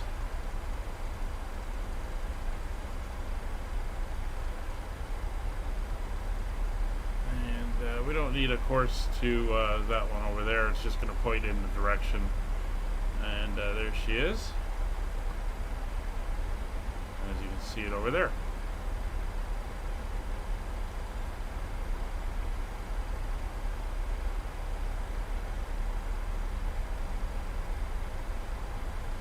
Alright, everything is looking good there. So the ILS frequency and course are in.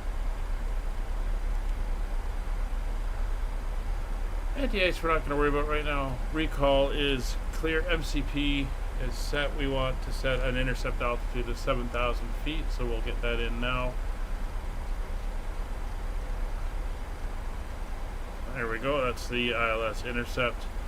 We have our altitude in and minimums. Minimums for this runway.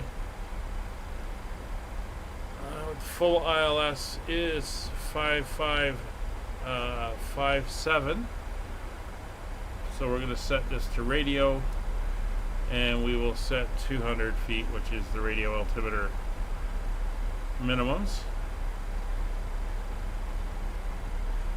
I don't feel like cranking it all the way around for a couple minutes to get it up to 5,500 and whatever.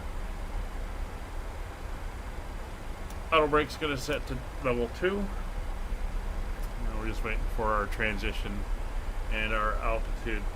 We'll go into manage our select speed once we get down a little bit further.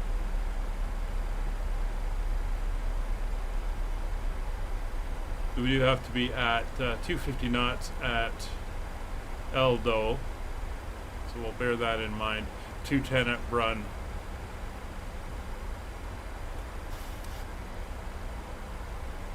Alright, so there's Eldo, 250 knots.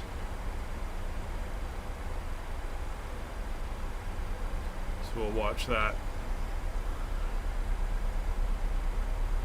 So we'll do another radio call when we're inbound on the approach, and then when we're established. There's traffic in the area. A few aircraft going in and out. In fact, currently on the board at Denver, 11 departures, 16 arrivals, all in various states.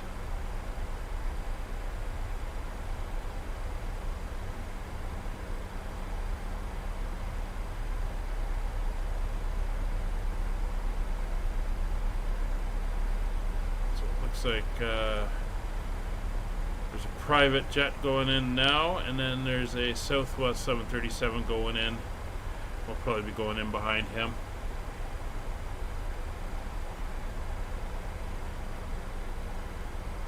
Coming out of the edge of the mountains here, these are the Rockies.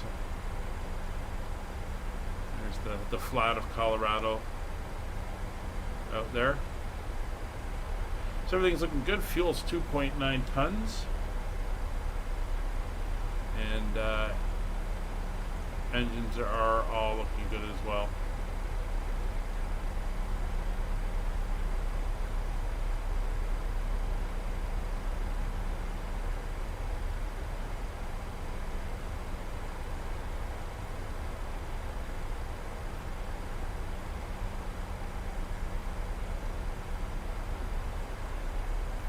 Where we're headed. You can see the lower cloud over there. We'll be dealing with that. Alright, so there's 20,000 feet coming up. We're going to turn on the seatbelt signs, get everyone seated in the back, and make sure that the cabin crew have the chance to get ourselves prepared for landing.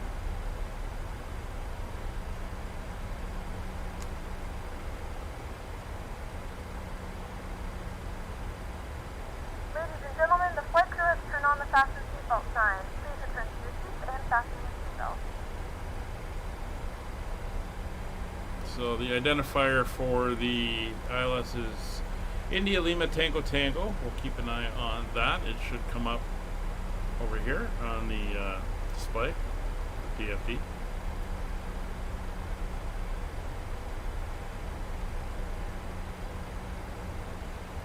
Alright, we're cleared through transition, which is 18,000 feet, heading down to 7,000, so we'll switch over to local pressure.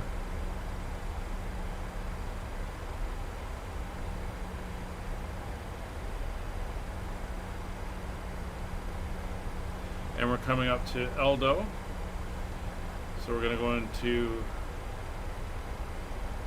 select speed, 250 knots. The engines are already back in cruise mode, so we're going to deploy the speed brakes a little bit, help her slow down. Yeah. Up in the mountains there, lots of snow. Right, speed's coming back. We're 2.5 miles to go, 15 knots to bleed off.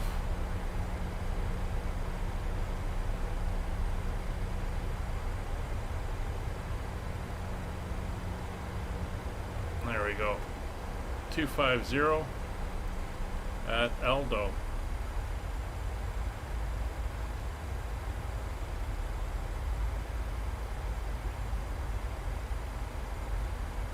So Tashner is our entry point into the approach. That's up here, 20 miles ahead.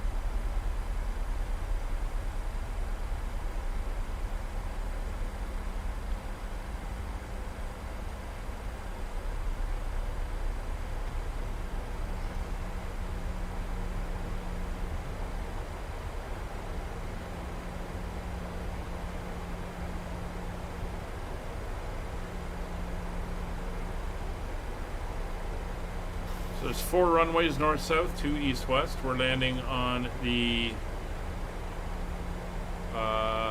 right-hand, or the left of the right-hand pair. To make it a fairly short taxi when we go in.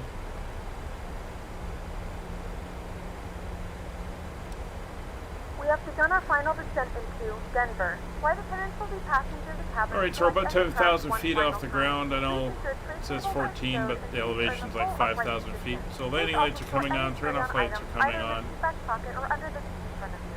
Please complete all Wi-Fi related tasks and Clean stow the any cabin. larger electronics. Everything is good there.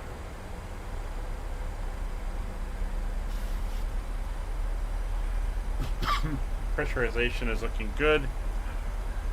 All our appropriate lights are on. And I'm just going to do a final weather check.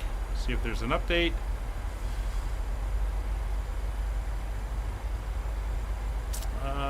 Wonderful, there is an update.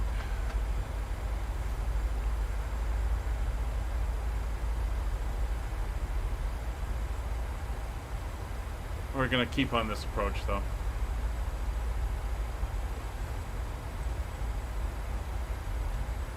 It is as a restricted speed. I just like to keep my hand on it. Kind of comes from ATC telling us set speeds to fly at.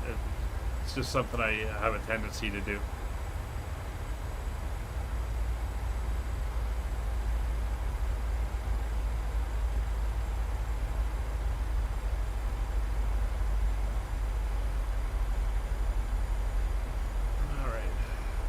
Speed coming down 210 knots now. So you can see this one here, we're heading to Tashner. Tashner's got the 210 knots, but it's actually at B-Dun where we have to be, so that held us a bit high. I missed that one, that's fine. Speed's starting to come back. I'm aware there's a steep descent.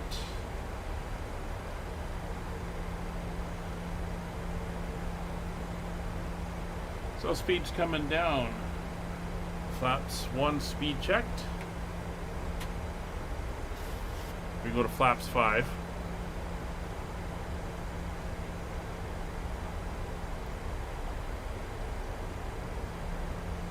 And flaps 2.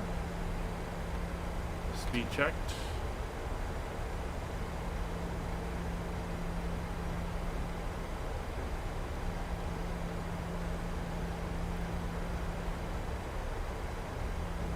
And flaps 5.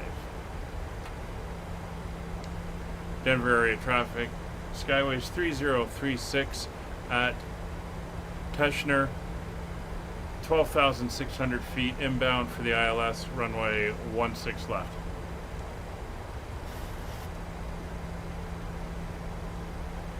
We're going to have a slight tailwind, I think, but it's a long runway. Don't feel like reprogramming now that I'm on the approach.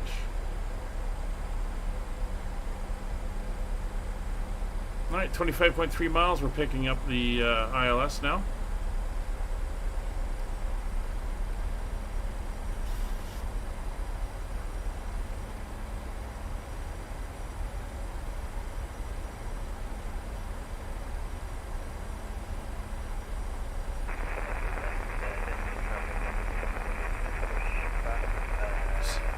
ILS localizer. Approach mode is active. VOR lock. And VNAV path with the glide path armed. And localizer capture.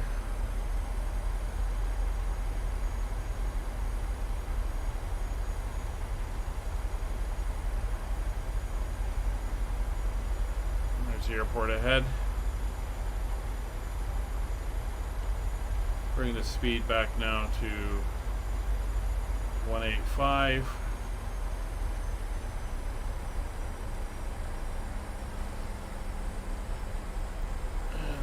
Below 210, flaps 10.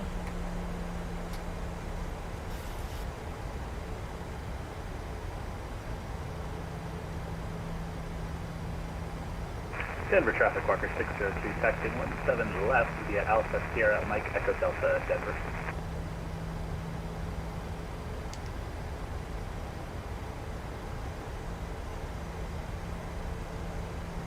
There's 2 runways there, and there's 2 runways there, and then there's 2 east-west. As as well. Alright, we're about 5,000 feet. Hitting the constraints.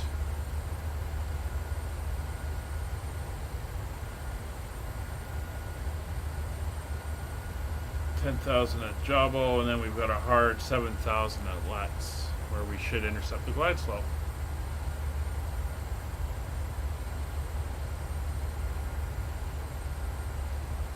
And there we go, ILS 16 left, 16 miles, 15 miles.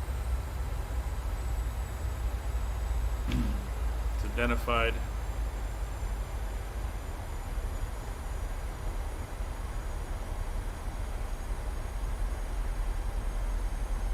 So we'll maintain 185 to 10 miles, then we'll drop to 165, and then from there we'll go down to approach at 4 Denver traffic, miles. United 501, winding up runway 8 for eastbound departure.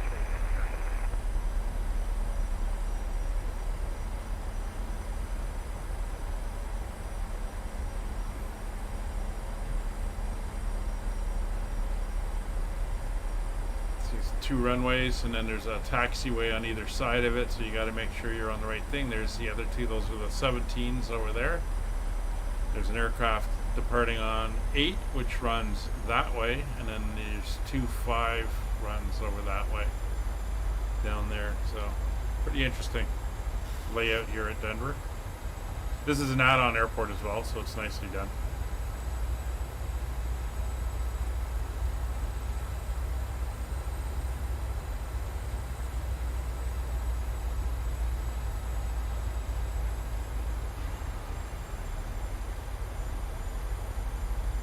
Denver area traffic, Skyway 3036, established ILS 16 left, 10 miles.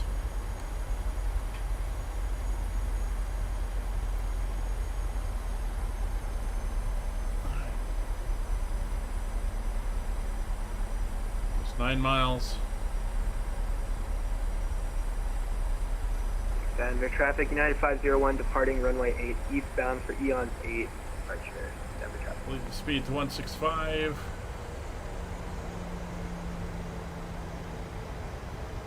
It's 8 miles. Gear down.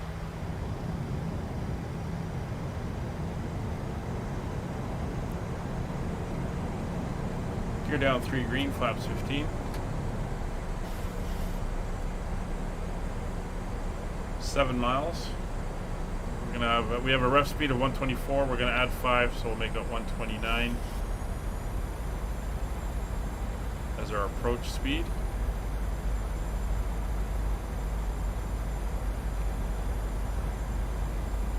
.165, flaps 25.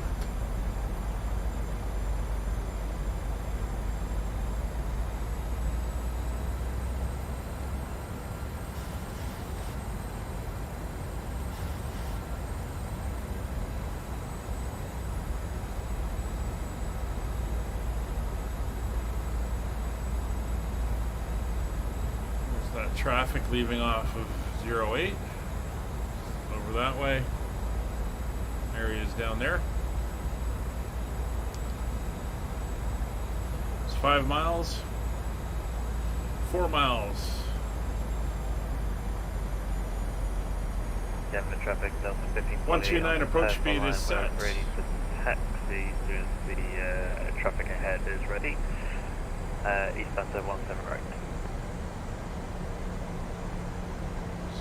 150 knots. Flaps 30. Speed brake is armed. Denver traffic, United 501. Lights are all on. Cabin's notified. Gear down 3 green and flaps full.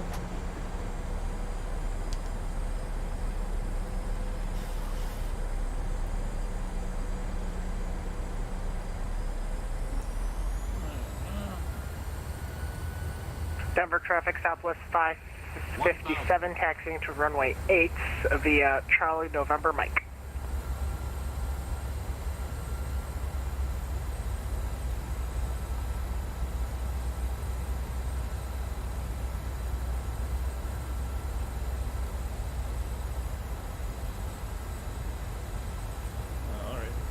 Wind's starting to come around into a little bit of a tail push. That's fine.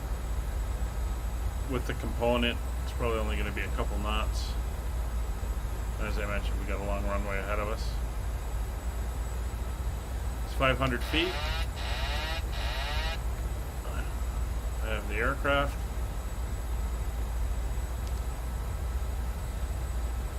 Approaching minimums. Minimums. Landing.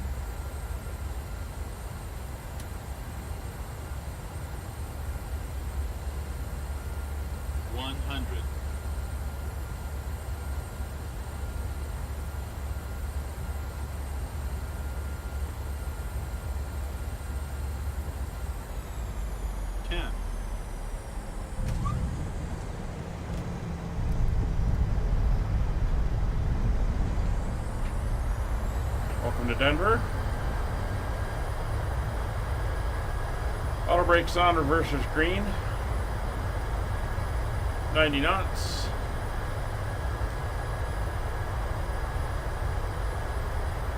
$70 knots. Reverser's disabled. Manual braking.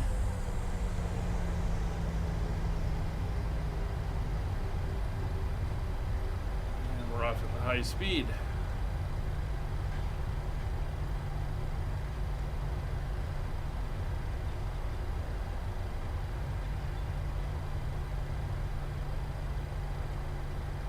Ladies and gentlemen, welcome to Denver. The local time is 3:19 p.m. and it's currently about 39 degrees Fahrenheit. You can now use your mobile devices. Please remain seated until the aircraft has come to a complete... Use caution when opening the overhead bins as items may have been shifted during the flight. We thank you for flying with us and we hope to see you again. Don't know why that sign's in the middle of the way, but that's fine.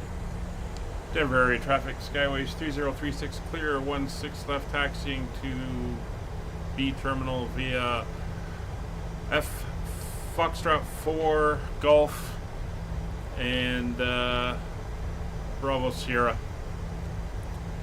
I'm over here to Golf. Denver traffic report 602 taxi runway 8 Echo Delta Mike. Looks like the field slipped. Lights off.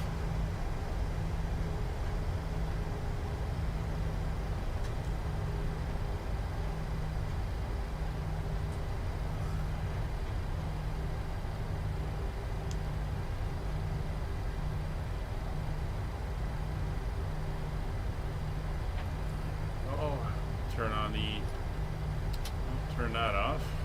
Turn on the EPU.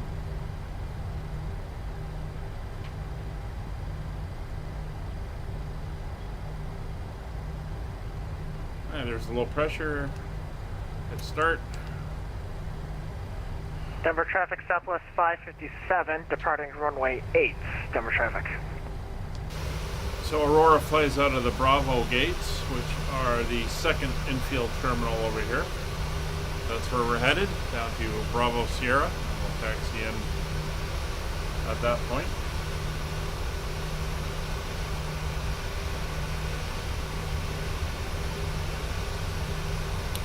The airport, this is let me see if I can remember. I think it's, actually I don't know, can't remember. Let's see if I can identify it as we taxi here. Flight beam.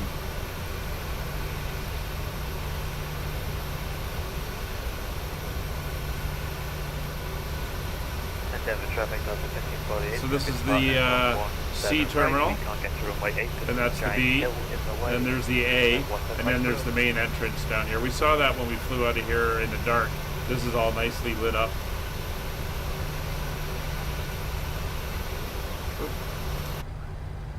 Should put my taxi light on.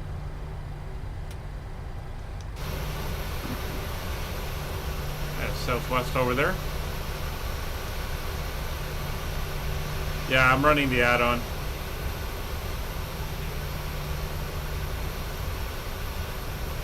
The main reason I got the add-on is this is one of the Satan bases out of Denver.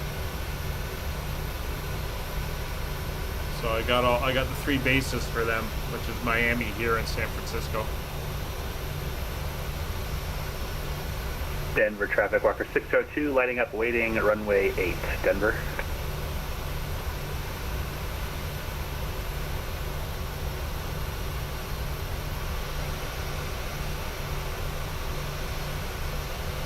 Oh, looks like somebody's departing.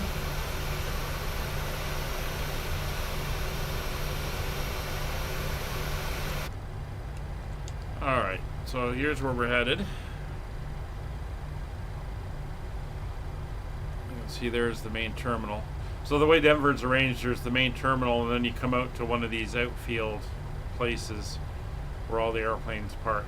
But this is the one that's got all the tents. Looks really cool. There's a guy heading off on that 17 right. Alright, so we're going in on Bravo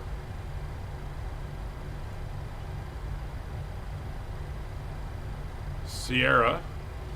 And then we're going to go up on the green line.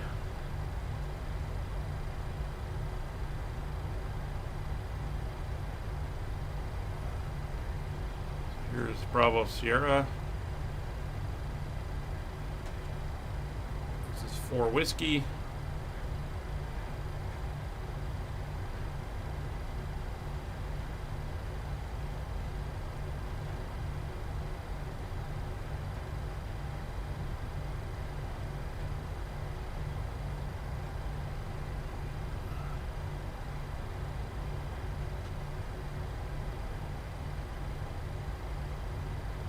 This is a hotel.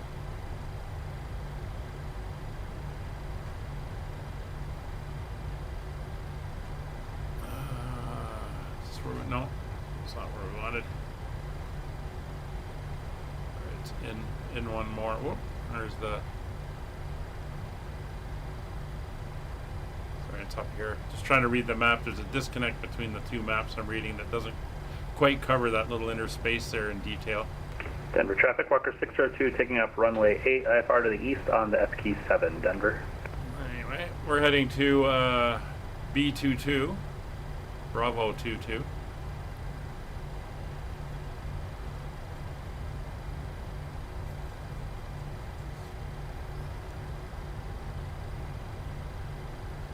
Of course, this is one of those airports where they actually have ramp control, so you'd actually be switching from ground over to ramp.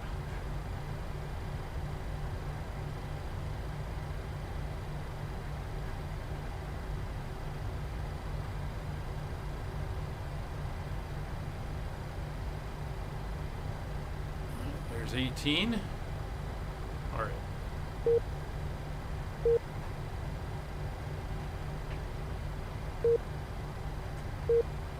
There's 20. And southwest from Delta 1548, we're going to keep our speed at 250 knots for a bit, just to let you get ahead. There's 22. And of course the fuel truck pulls in right when I want to go in there. Are you kidding me? Oh, let's run them over.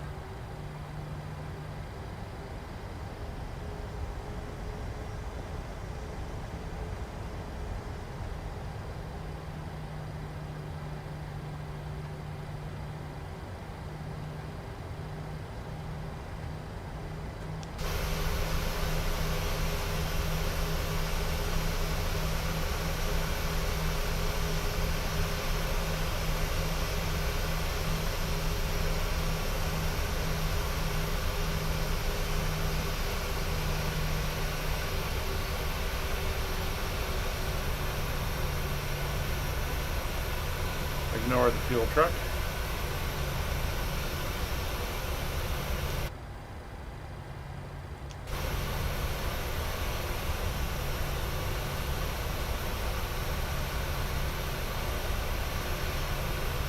Denver traffic to the southwest 557. Yeah, we see the Delta in sight. Looks like we're pretty close to each other. If that's okay, we're just gonna go ahead and climb unrestricted. I'm sure that's happened in the past. So. No problem. All right. So parking brake is set. We'll let you get about 10 miles ahead of us. Let's go up top. We'll get the APU bleeds on. We'll get the APU generators on as well. We can start getting ready to shut this baby down.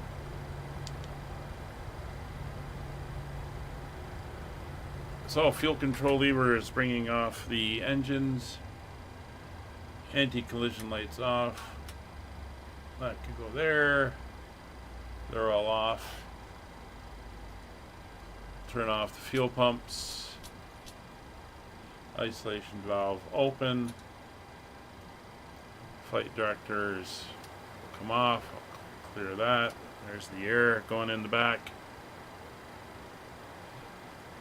And we can come down here to our FS actions and our ground service. 602, Chocks going in. 10,000 at Kidding We'll on the ground FT7. power. Let's call Denver. And we'll get the jetway. As soon as the ground power is connected, there we go, ground power is connected. Switch over.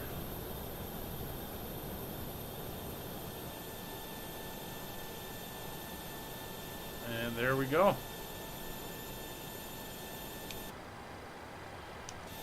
So that's going to do it for today's flight. Thank you for joining us as we flew on to Denver. Next time, of course, we'll be... let's get that beacon light off. Oh, already had it off. Next time we head out, we'll be flying from here back up to Vancouver, doing the return trip.